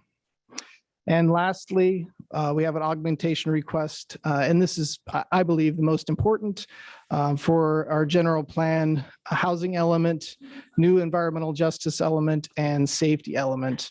We are approaching the 6th cycle of the housing element, which will be due to the state in 2023. So there will be in the next, not fiscal year 23, but 24 budget, there will be a secondary request to support this work. But for this upcoming fiscal year, we're going to begin work on the 6th cycle of the housing element. And as a result of per state law, because we are proceeding forward with the housing element, we are required to also update our safety element. And then additionally, under state law, we are required to create an environmental justice element. This work will set policy direction for development of housing within the unincorporated Monterey County. We'll also provide protections for where that development can be per the safety element. Looks at flood, looks at fire, looks at landslides, looks at emergency access. So it's very critical to putting our residents in safe locations as we look at development of housing and non-residential development as well. And then lastly, the environmental justice element looks at equality within those planning realms. That request is $560,000. And I heard if you make the presentation short, you're guaranteed to receive these budget augmentations. So I flew right through it. So if there's any questions of staff, I can answer those now. Thank you. I think you're the only one that read the fine print. Thank you so much for your presentation, Eric. So I'll start with Supervisor Phillips.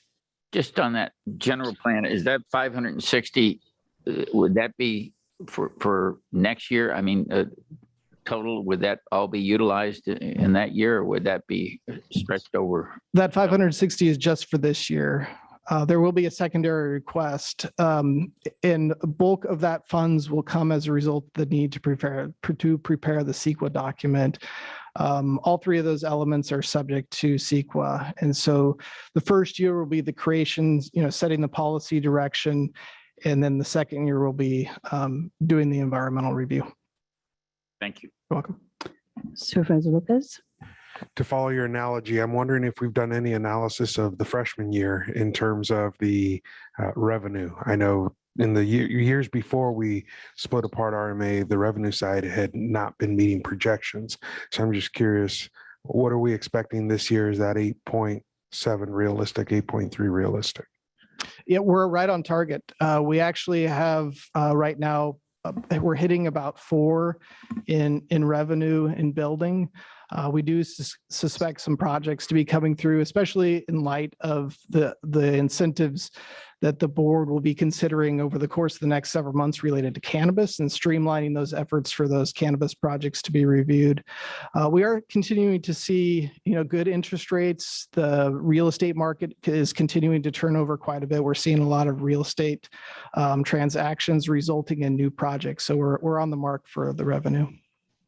And then my only other question was on the fire fuel mitigation. Was that grant, or have we gone after grants, knowing that that's been a very hot topic at the state level with lots of smaller pots of funding?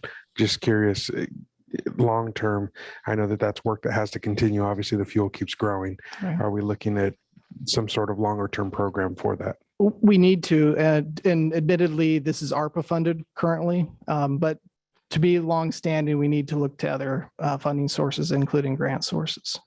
Thank you. Nothing else for me. Thank you very much. Supervisor Lejo, any questions? Yes, I didn't know what numerical order we were going in. We jumped back to number one, but I guess the question would be just on the groundwater investigation. We did approve an amount this current fiscal year. I thought that covered the entire amount, but you're making the request for another 96,000. And are the other stakeholders also contributing an additional amount? I can't answer that question, Bob. Go ahead, County Counsel. Chair, if I may respond to Supervisor Alejo, this particular investigation is an obligation of a settlement agreement that the county entered into with respect to litigation on the general plan. So this is a county obligation. There are other components of the model that are being funded by others, but I would just point out that this augmentation request is necessary to complete our obligation under a settlement agreement. Thank you. Thank you for that clarification. I was confusing it with the investigation being done by the GSA, which is, I think, it's obviously a separate study. Thank you. Thank you, Supervisor Rudascu. Thank you. Thank you for the presentation information and for the answer about the groundwater basin investigation.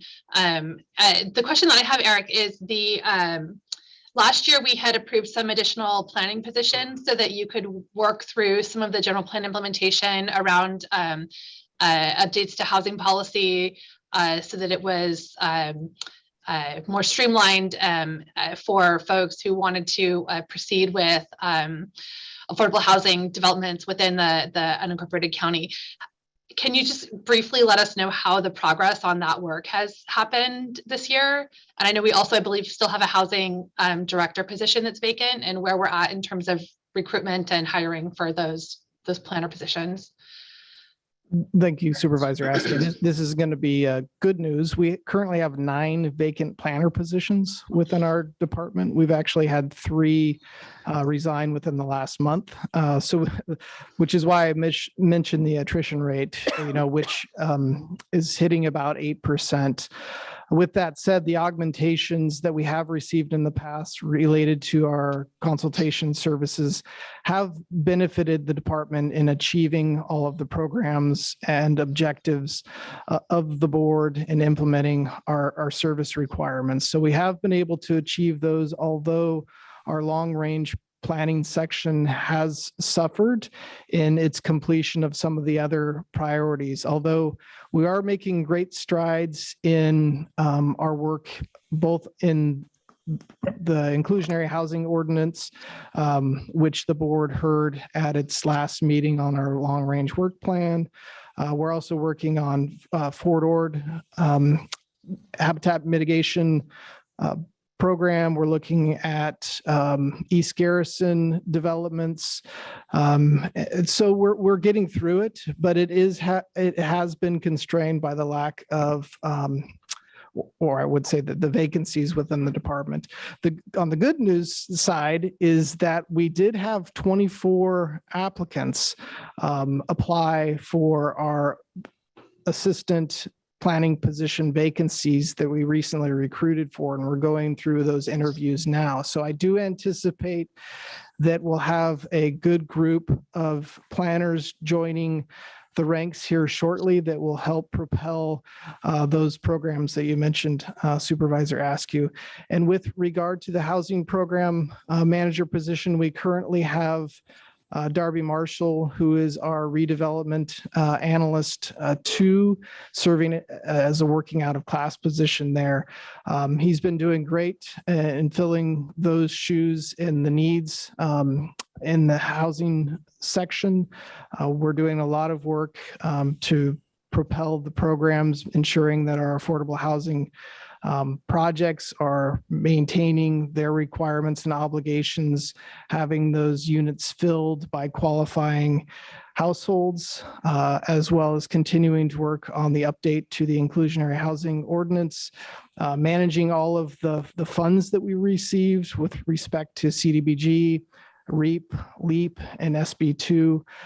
They have their plates full. And the 4 of them that are on that housing team, I have to commend them for their hard work. And we do hope to continue to support them, again, either filling the positions that we currently have on the books or through these augmentation requests with consultation services. Thank you. Awesome. Thank you very much. So you really need HR to be able to be funded as well to keep doing the recruitments and getting the word out. But thank you for the additional information. Appreciate it. So thank you very much for your presentation. A quick question just on timing. I'm just curious, when you put in the request for the on-call folks, were you already at 9 down, or did you put in enough to have a robust enough service for us to continue moving forward with the department? In the planning section, we have average about 5 vacancies, just the ebbs and flows, staff either relocating to be closer to family or friends, and then coming into the county to seek employment. So we have been maintaining a fairly large vacancy within that planning section. We are currently experiencing vacancy within the environmental services section as well. And so that's why we're asking for the augmentation related to building services is one, to get through that backlog, and then to also support those vacancies that I mentioned. Forward. Thank you. And then do you know what would the cost be for this as a standalone, just for the housing element preparation?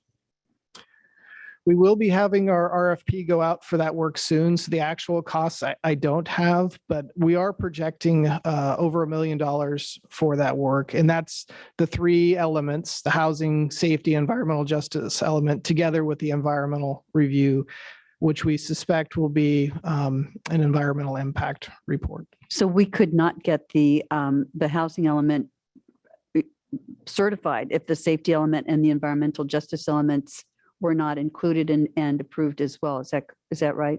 Under state law, we are required when we update the housing element to work on an update to the safety element and now create a new environmental justice element.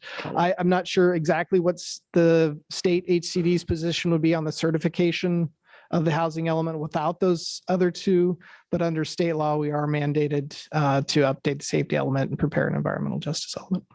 Thank you. You're welcome. Thank you. Seeing no more hands up or questions, I appreciate very much your report. It was very well done. And we will now move forward to our next presentation, which is the Health and Human Services. And I see we have Elsa Jimenez in the audience coming forward.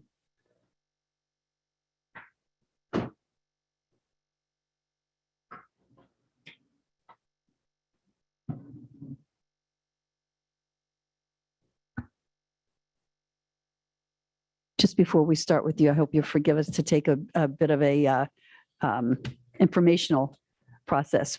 So you're our last one for the morning, so you'll be happy for that, but go ahead. Oh, that's all. Just that we'll recess to closed session after the health department's presentation and then return to open session at 1:30. So I just want to make sure those in the chambers hear that. So you'll need to return, or you can sit here and wait.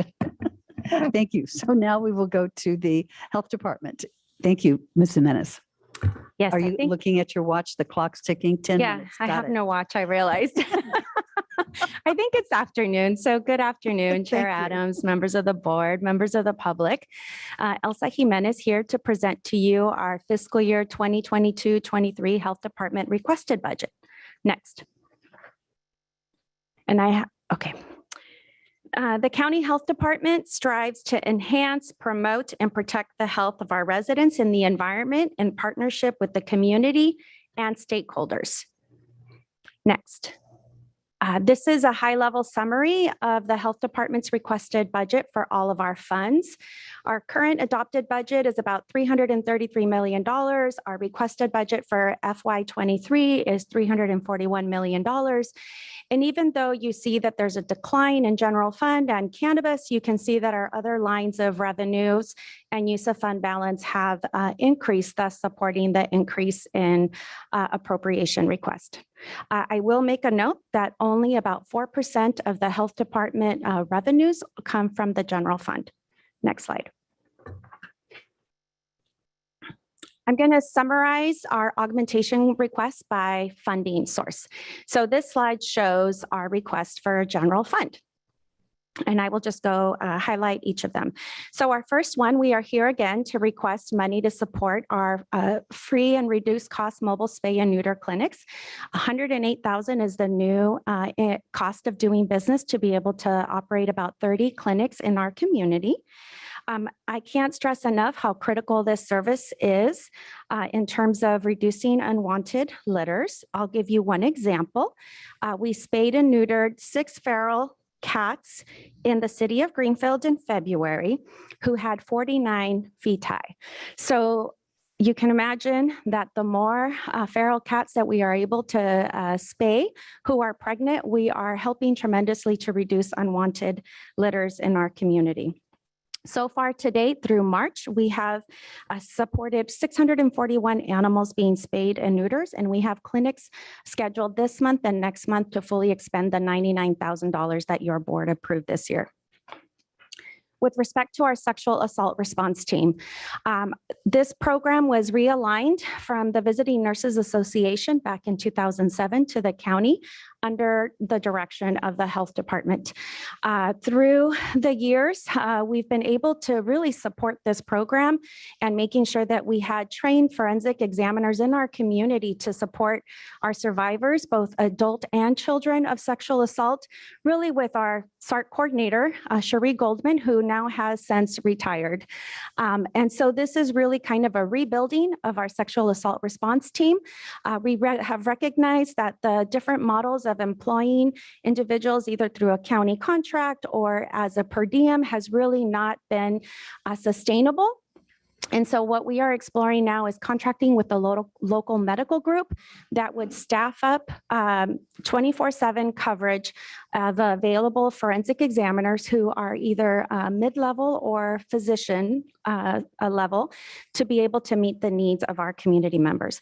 And although we only have anywhere between 100 and 120 forensic examinations that are conducted per year, we are mandated by state statute to ensure that this service is available in our community for survivors in our community. We are partnering with Natividad Medical Center to be able to have that be the one site at the Aldridge Bates Clinic, the Child Advocacy Center, to be able to meet the needs of both of our children and our adult who are in need of this critical service. Thirdly, or lastly on this slide, administration. Last year, your board approved $1.8 million to be able to repair the water damage in our building. I'm sad to report that with the recent rains, we actually have new water leaks that have emerged in different parts of the building. We were able to get a full assessment and study completed, and our funding gap is about $1.2 million for a total project cost of about $3 million. So our augmentation before you today is $1.2 million to be able to finish that project in partnership with our Public Works, Parks, and Facilities Department. And then lastly, I'm asking for the addition of 1 office assistant to our public guardian, public administrator, public conservator division within the health department. By adding a clerical position, it will help to assure that our deputy level positions are performing at their highest level of competency, and some of the administrative work that they are doing can then be delegated to this OA2. I will stress that we continue to see the number of referrals increase for our office. More recently, Senate Bill 317 and our H3S, our Health, Human Services and Homeless Committee, I think that's what it's called now, I apologize, received a presentation from staff just yesterday that really is starting to show an impact from the changes to Penal Code 1370, which now deems that individuals who are pending misdemeanor trial are no longer required to be restored to competency. So what we're starting to see is these individuals are being released from our local jails and are then trying to be connected back to our behavioral health. And if they are deemed to be not able to care for themselves, are being referred to our public guardian office for conservatorship consideration. So in summary, our request for general fund is 1.65 million. Next slide. On January 25th, your board approved the utilization of ARPA funds to be able to expand our evidence-based violence prevention strategies called CPTED, Crime Prevention Through Environmental Design, to two other schools in Salinas and in South County. This is merely a request to roll over the anticipated unexpended dollars from current fiscal year into next fiscal year so that we can fully implement the CPTED strategies.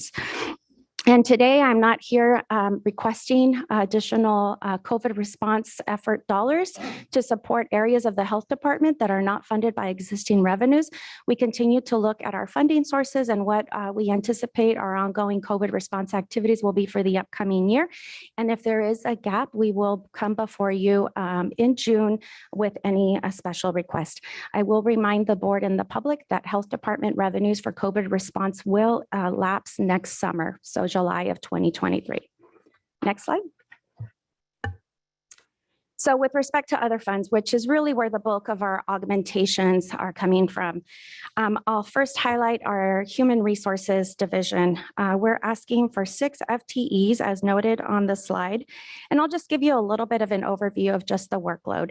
So not only are we our full generalist HR service unit for the health department, but with COVID as one of the departments that it was most impacted because of our line of services of health services and behavioral health services, and just the sheer volume of employees. We addressed 138 COVID exposures in 2020, 201 in 2021, and more recently, up until March, 372. So our Human Resources Division staff supports our employees who have a reportable COVID exposure and make sure that we're able to get them out of the workplace or keep them in the workplace so that we can continue to reduce further spread. Additionally, we're supporting about 800 employees and volunteers who are currently under California Department of Public Health order with respect to confirming vaccination status and required testing that's still needed for those units. We have about 200 vacant positions, and most of these are in very difficult to fill classifications such as public health nurses, psychiatric social workers, medical assistants, occupational therapists, epidemiologists, environmental health specialists. Currently, our vacancy rate is about 18%, and our department goal is 10%. We also saw a 54% decline in applications.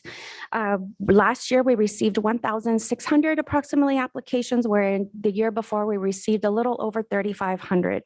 So what this is telling us that the Great Resignation is definitely impacting. So we need to bolster our services to ensure that we are drawing individuals or potential applicants through different mechanisms.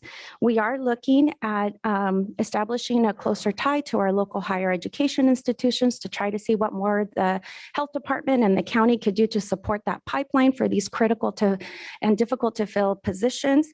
We're looking at establishing a youth advisory council for the health department starting in July that again hopefully will help to create interest in health department careers and begin to develop a pipeline from our local schools to our local junior college to hopefully CSUMB and then to the county health department to support our residents. And just because of time, I'll move on to the next one. So in summary, 6 positions to again be able to support our current needs and our expanding needs as we continue to recognize that we need to be innovative in terms of how we draw individuals into health careers. We do have a request for 2 new positions for our policy evaluation planning unit that will continue to help support our countywide communications efforts and other policy evaluation planning units that'll be funded with health realignment. We are including a request for 4 positions. As you know, we continue to work with the city of Salinas on alignment of our animal services and working towards a joint powers agreement of sort. And so in preparation for those negotiations going as anticipated, we've included the request for these 4 FTEs to support the city of Salinas that will be funded through that service agreement. And then lastly, a principal office assistant and administrative support that we are covering with existing revenues so that we do have a supervisor over the clerical line of animal services. And then lastly, on this slide, we're requesting 2 environmental health specialists to really help support our drinking water protection services. As you know, we are required to regulate domestic water systems that serve between 2 and 199 connections. We're charged with permitting, inspection, and enforcement of over 1,200 water systems in Monterey County. And these 2 additional individuals will really help to support to meet the mandated requirements for local health department. Next slide. And continuation of our other funds. CalAIM, I think we've talked about CalAIM on various different occasions, and this is really the state's new and innovative way of better serving our Medi-Cal managed care beneficiaries in the state of California. It really bolsters the need to ensure we get people in early to services, including extending into their homes and into the community and making sure that individuals have basic needs met with respect to access to care, housing, food, et cetera. And so in preparation for us serving as an enhanced case manager for our local managed care plan, we are seeking to add an additional 33 positions. We do know that there are about 175,000 managed care beneficiaries in Monterey County. The Department of Healthcare Services estimates that about 1 to 3% of those members are going to be eligible for ECM. So these are your most vulnerable residents, your homeless individuals with comorbidities, both on the physical side as well as the mental health side, who are really struggling to just make ends meet and meet their basic needs. So our proposal here today is to be able to bolster our capacity to be able to serve the estimated 1,800 to 5,200 existing lives in Monterey County that will be eligible for enhanced case management. You know that during COVID, we recognized the addition of epidemiologies and conducting surveillance was really critical.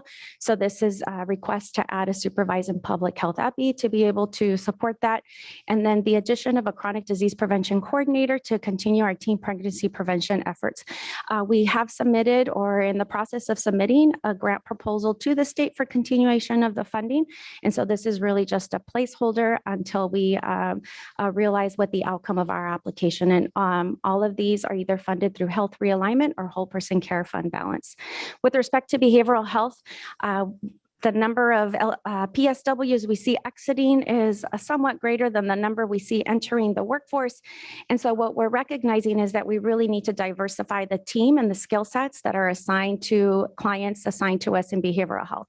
So we're asking for 33 FTEs to kind of help diversify our team so that, again, our licensed clinical staff can really perform at their highest competency level and have additional supports on their team to assure that our behavioral health clients are receiving the services that they need, and also adding a 4th deputy director to really further enhance our quality improvement efforts and really help us transition through CalAIM. In the future, we will come back to our health and our H3S committee to provide an overview on some of the anticipated changes for behavioral health under CalAIM. And these are positions funded with Medi-Cal revenues. And then lastly, 10 positions for clinic services that are funded through their own Medi-Cal revenues, again, so that we can continue to better serve the clients already assigned to us and begin to accept new referrals, particularly as we have public health nurses out in the field and enrolling individuals in enhanced case management. They may not have a primary care home assigned, and so we want to make sure that we're able to fully meet the needs of those referrals. Next slide. And lastly, this is a recap of our augmentation summary. In summary, our GFC augmentation request of 1.65, mostly for the building maintenance and others, really only one position, which was the OA2 for public guardian, and 318,000 that we're requesting a rollover of ARPA. Our total augmentation request is for 95 positions, which most of those positions are funded with other health department revenues.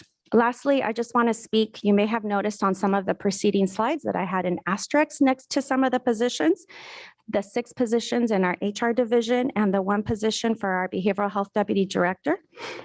And although the department did submit augmentation requests by the deadline, and from our perspective, they were complete, Unfortunately, they were not approved by the Human Resources Department without an explanation as to why.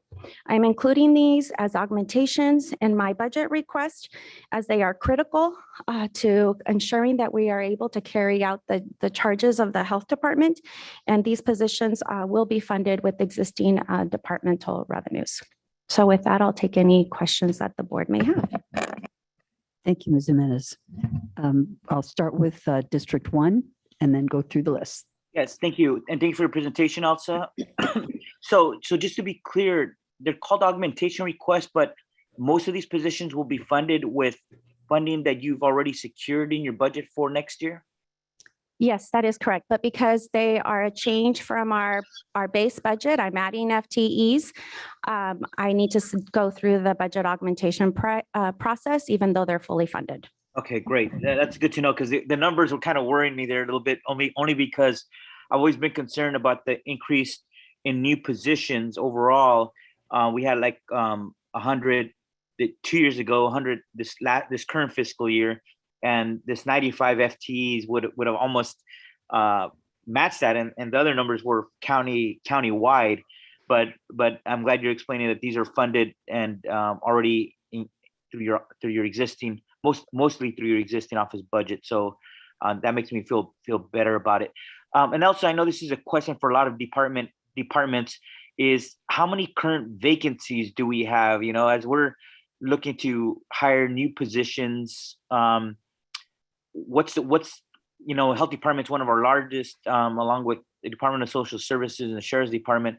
How many vacancies does the health department have so far? Because I know, as you were mentioning, the hiring for these positions, we're competing with all these other counties, some counties in the Bay Area that pay higher than we do. What's the current snapshot of just how many vacancies are there currently this year?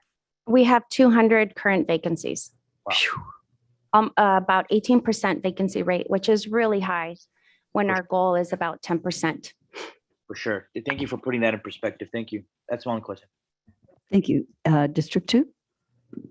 On animal services, you mentioned, I know we've been working towards a JPA, and that can obviously impact our budget as we go forward. How are we doing on that? Are we getting about where we think we need to get the JPA? Yes, I hope so, Supervisor Phillips. Right now, the template agreement is with council for both the county and the city of Salinas. I think the city of Salinas is with the current version and reviewing, and so we expect to have some edits shortly. We do have our existing agreement that goes all the way through December right now for animal services alignment. But if we do choose to align further, meaning the city of Salinas will contract with the county of Monterey for 100% of its services, that'll take effect starting July 1st. And so shortly thereafter, I do anticipate that we'll be able to move forward with a JPA. Thank you. Thank you. Supervisor Lopez? Just a question on the animal services. I see two different lines. Obviously, the first was from the general fund, and that's the 108,000. We have been giving annually, but you're saying that without that, there would be no additional spay and neuter clinics. This isn't on top of what we've been doing. This is the complete ask.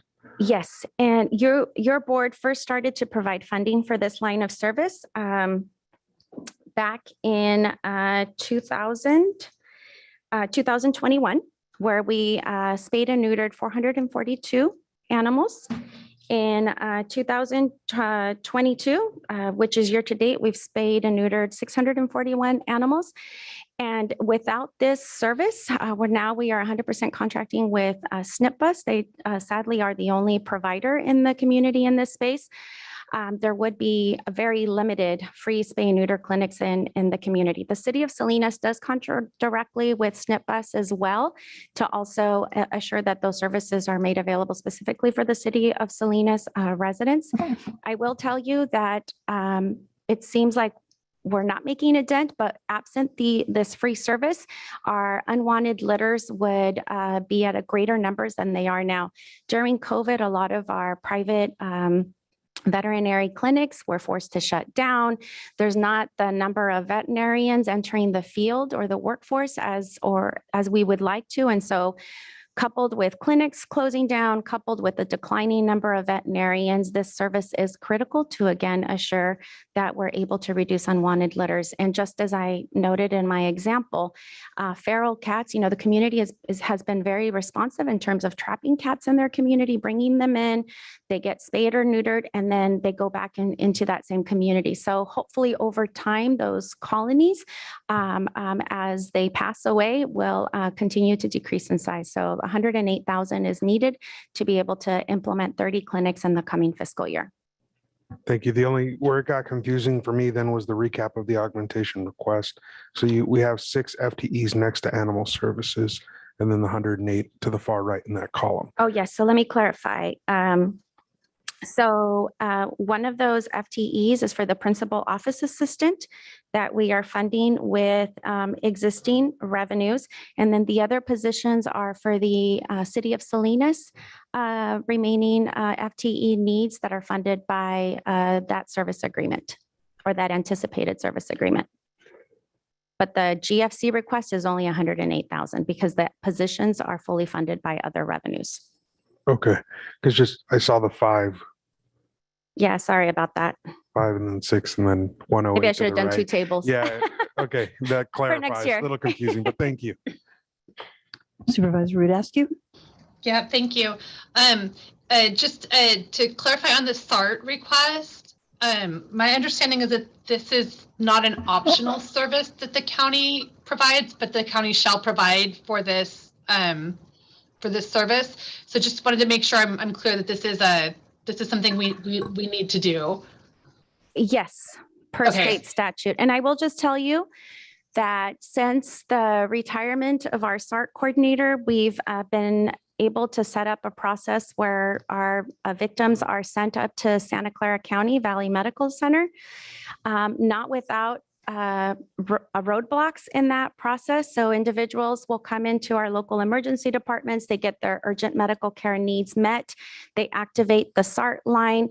The Monterey County Rape Crisis Center right now through contract is answering that line and then making arrangements for those individuals to be transported up to Valley Medical Center, receive the forensic exam. Then we're still struggling with how we can then get our local law enforcement agency who commissioned the exam to be able to go up to Valley Medical Center to pick up the rape kit. So what we are doing right now, sadly, is the only option that we have to make this service available. And so it's really urgent that we bring back this service into Monterey County so that victims are able to receive that service in their community. And we would, in order to be able to do that, we would need this augmentation of $250,000 to support a contract with an outside medical provider to be able to meet that need. Okay, and then the other question there is, if I understood correctly, and correct me if I'm wrong, but there is potential for raising the fees that would increase the revenue to offset the cost of that program? So there currently is a fund at the state level that does allow local law enforcement agencies to submit a request for about $1,100. Currently, we charge law enforcement agencies $925 for each exam that they request be conducted. We bill them after the exam, they reimburse us. So we are in preliminary conversations with our chiefs to bring back to the chief council a request to be able to increase that $925 to a little over $2,000, understanding that their local contribution won't increase if they're able to draw down those dollars.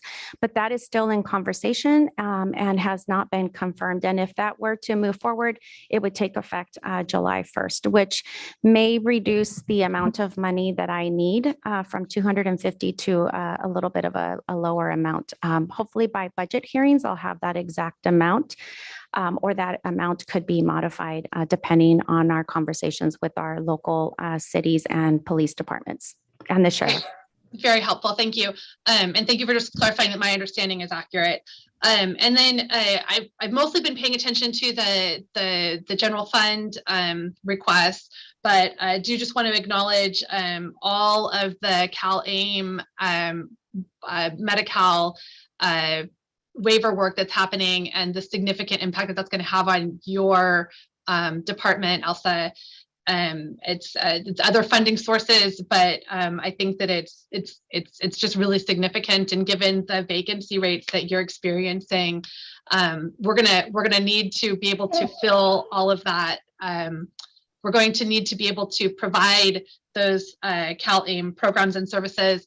And so I'm just wondering, from a recruitment standpoint, how do you see do you work with the county HR? Do you do your own HR? And what are the costs associated with ensuring that we have full staffing to fulfill all of these obligations that we have in the health department? So the health department is not centralized with human resources department. We have our own HR professionals embedded within our organization. As you noted, we are asking almost 100 new positions. We have to really transform how we are recruiting, where we're advertising, and really be more out in the community and in the field to be able to do that. And so our request for these 6 additional FTEs would help to assure that we can continue to support the mandated COVID-19 requirements for the majority of our staff, 800 or so of them. It would help to bolster our recruitment efforts.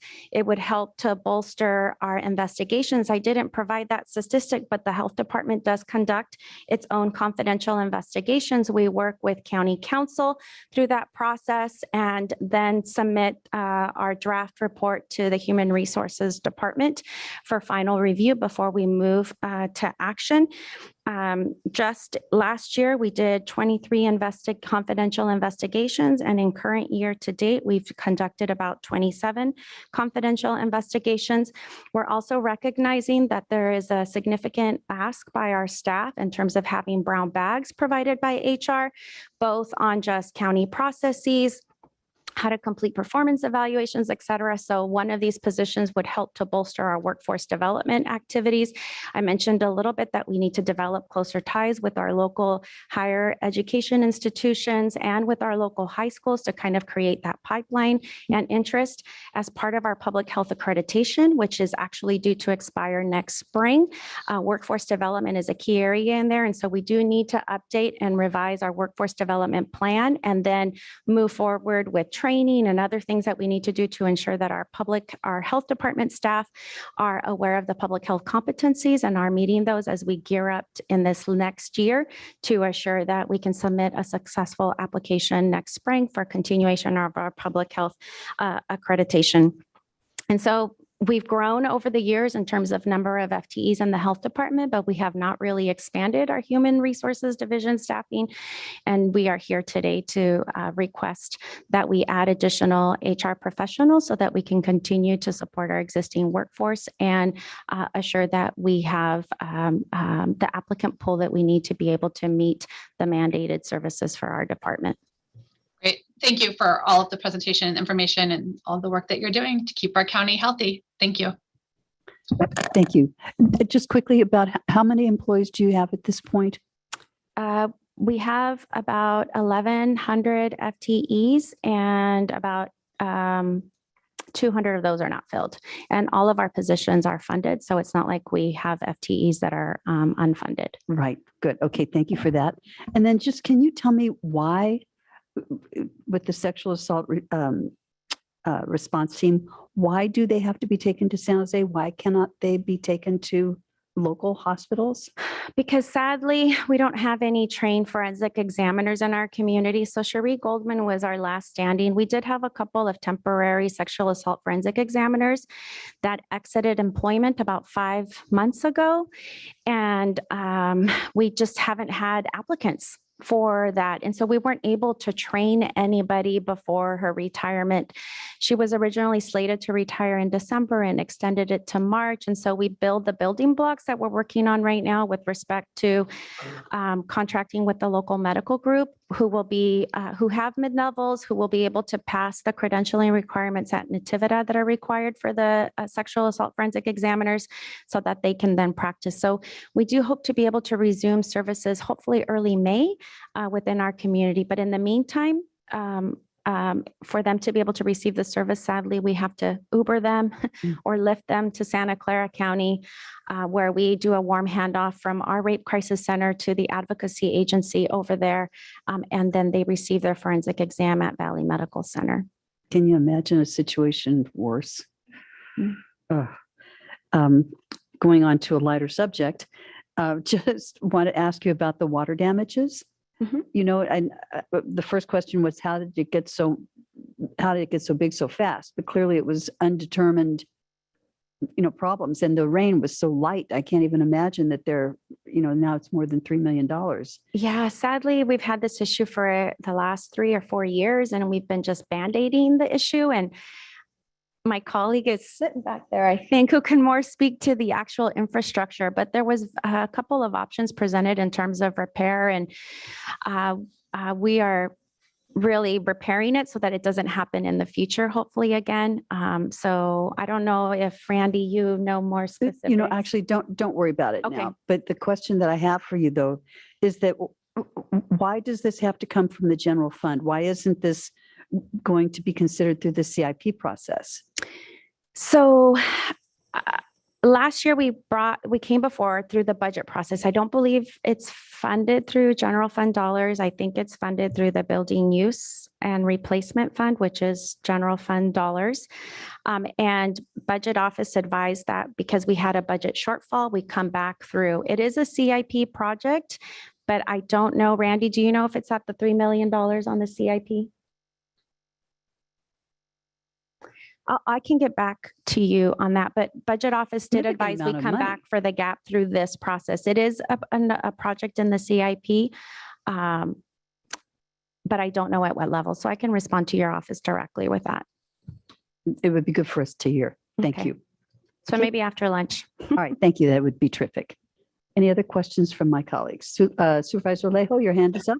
Madam Chair, on that point, because sometimes when we hear these requests, we don't always get all the background, but I know Director Jimenez that we paid a significant amount either last year or the year before, and that was supposed to help resolve the problems. I believe it was 1.5, 1.8 million, and it was supposed. And the way you explained, because when I asked the question, you had said they were supposed to because you said it wasn't back then. It wasn't a roofing leaking problem, but that the water was seeping, I guess, through the walls. And so the last major payment we made, it was supposed to help put some texture or something was to happen in the walls that was going to prevent water from continuing to seep in. And now that with this request, obviously that didn't work. And now we're being asked to pay another significant amount on that.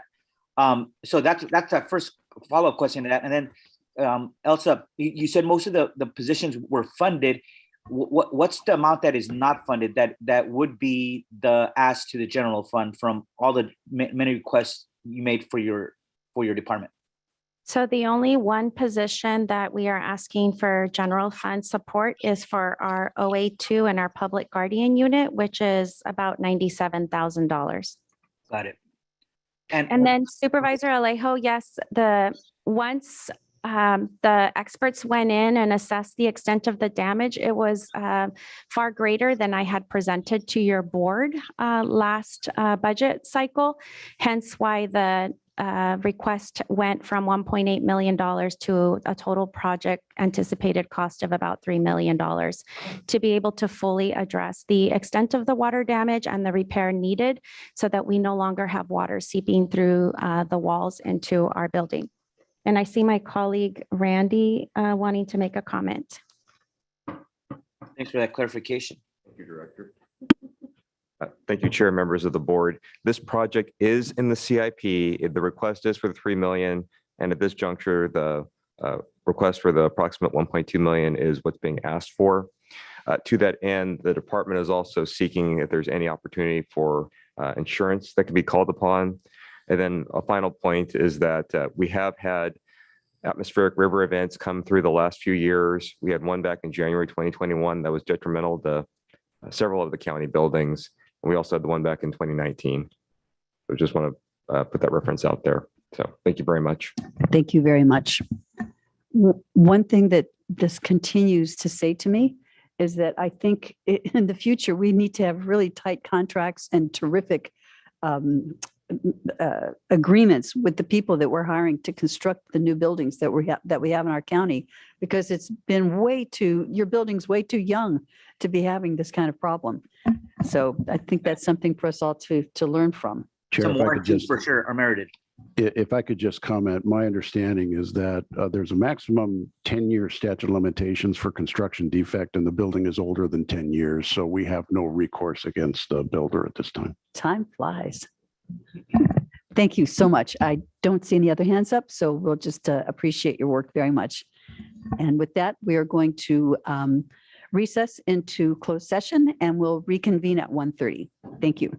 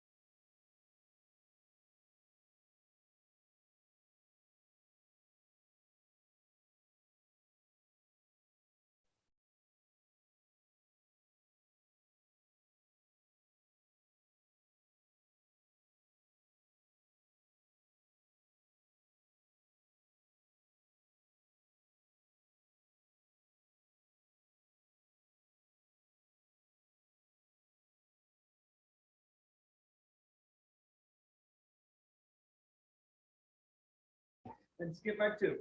Microphone 3 check.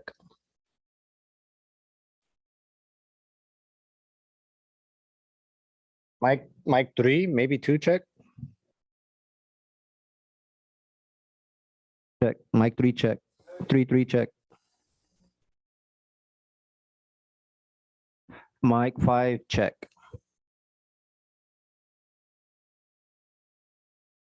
Mic 4 check. Mic 4 check. Why does it sound like? Did you hear that one? Clerk's mic. Clerk's mic. Mic 6 check. Mic 6 check.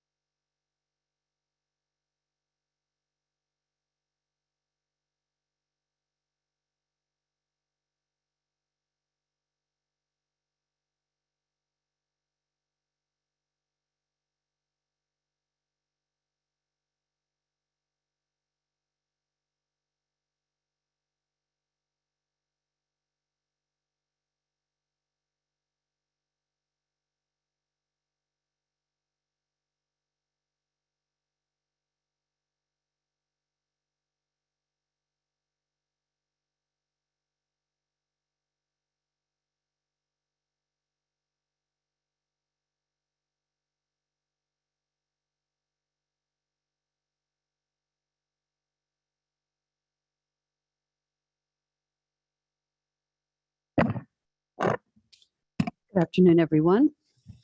And we are going to reconvene the Monterey County Board of Supervisors meeting of April 5th, 2022. And I must confess to have made an error when I recessed us into closed session by not asking for public comment on any of the closed session. I am going to beg forgiveness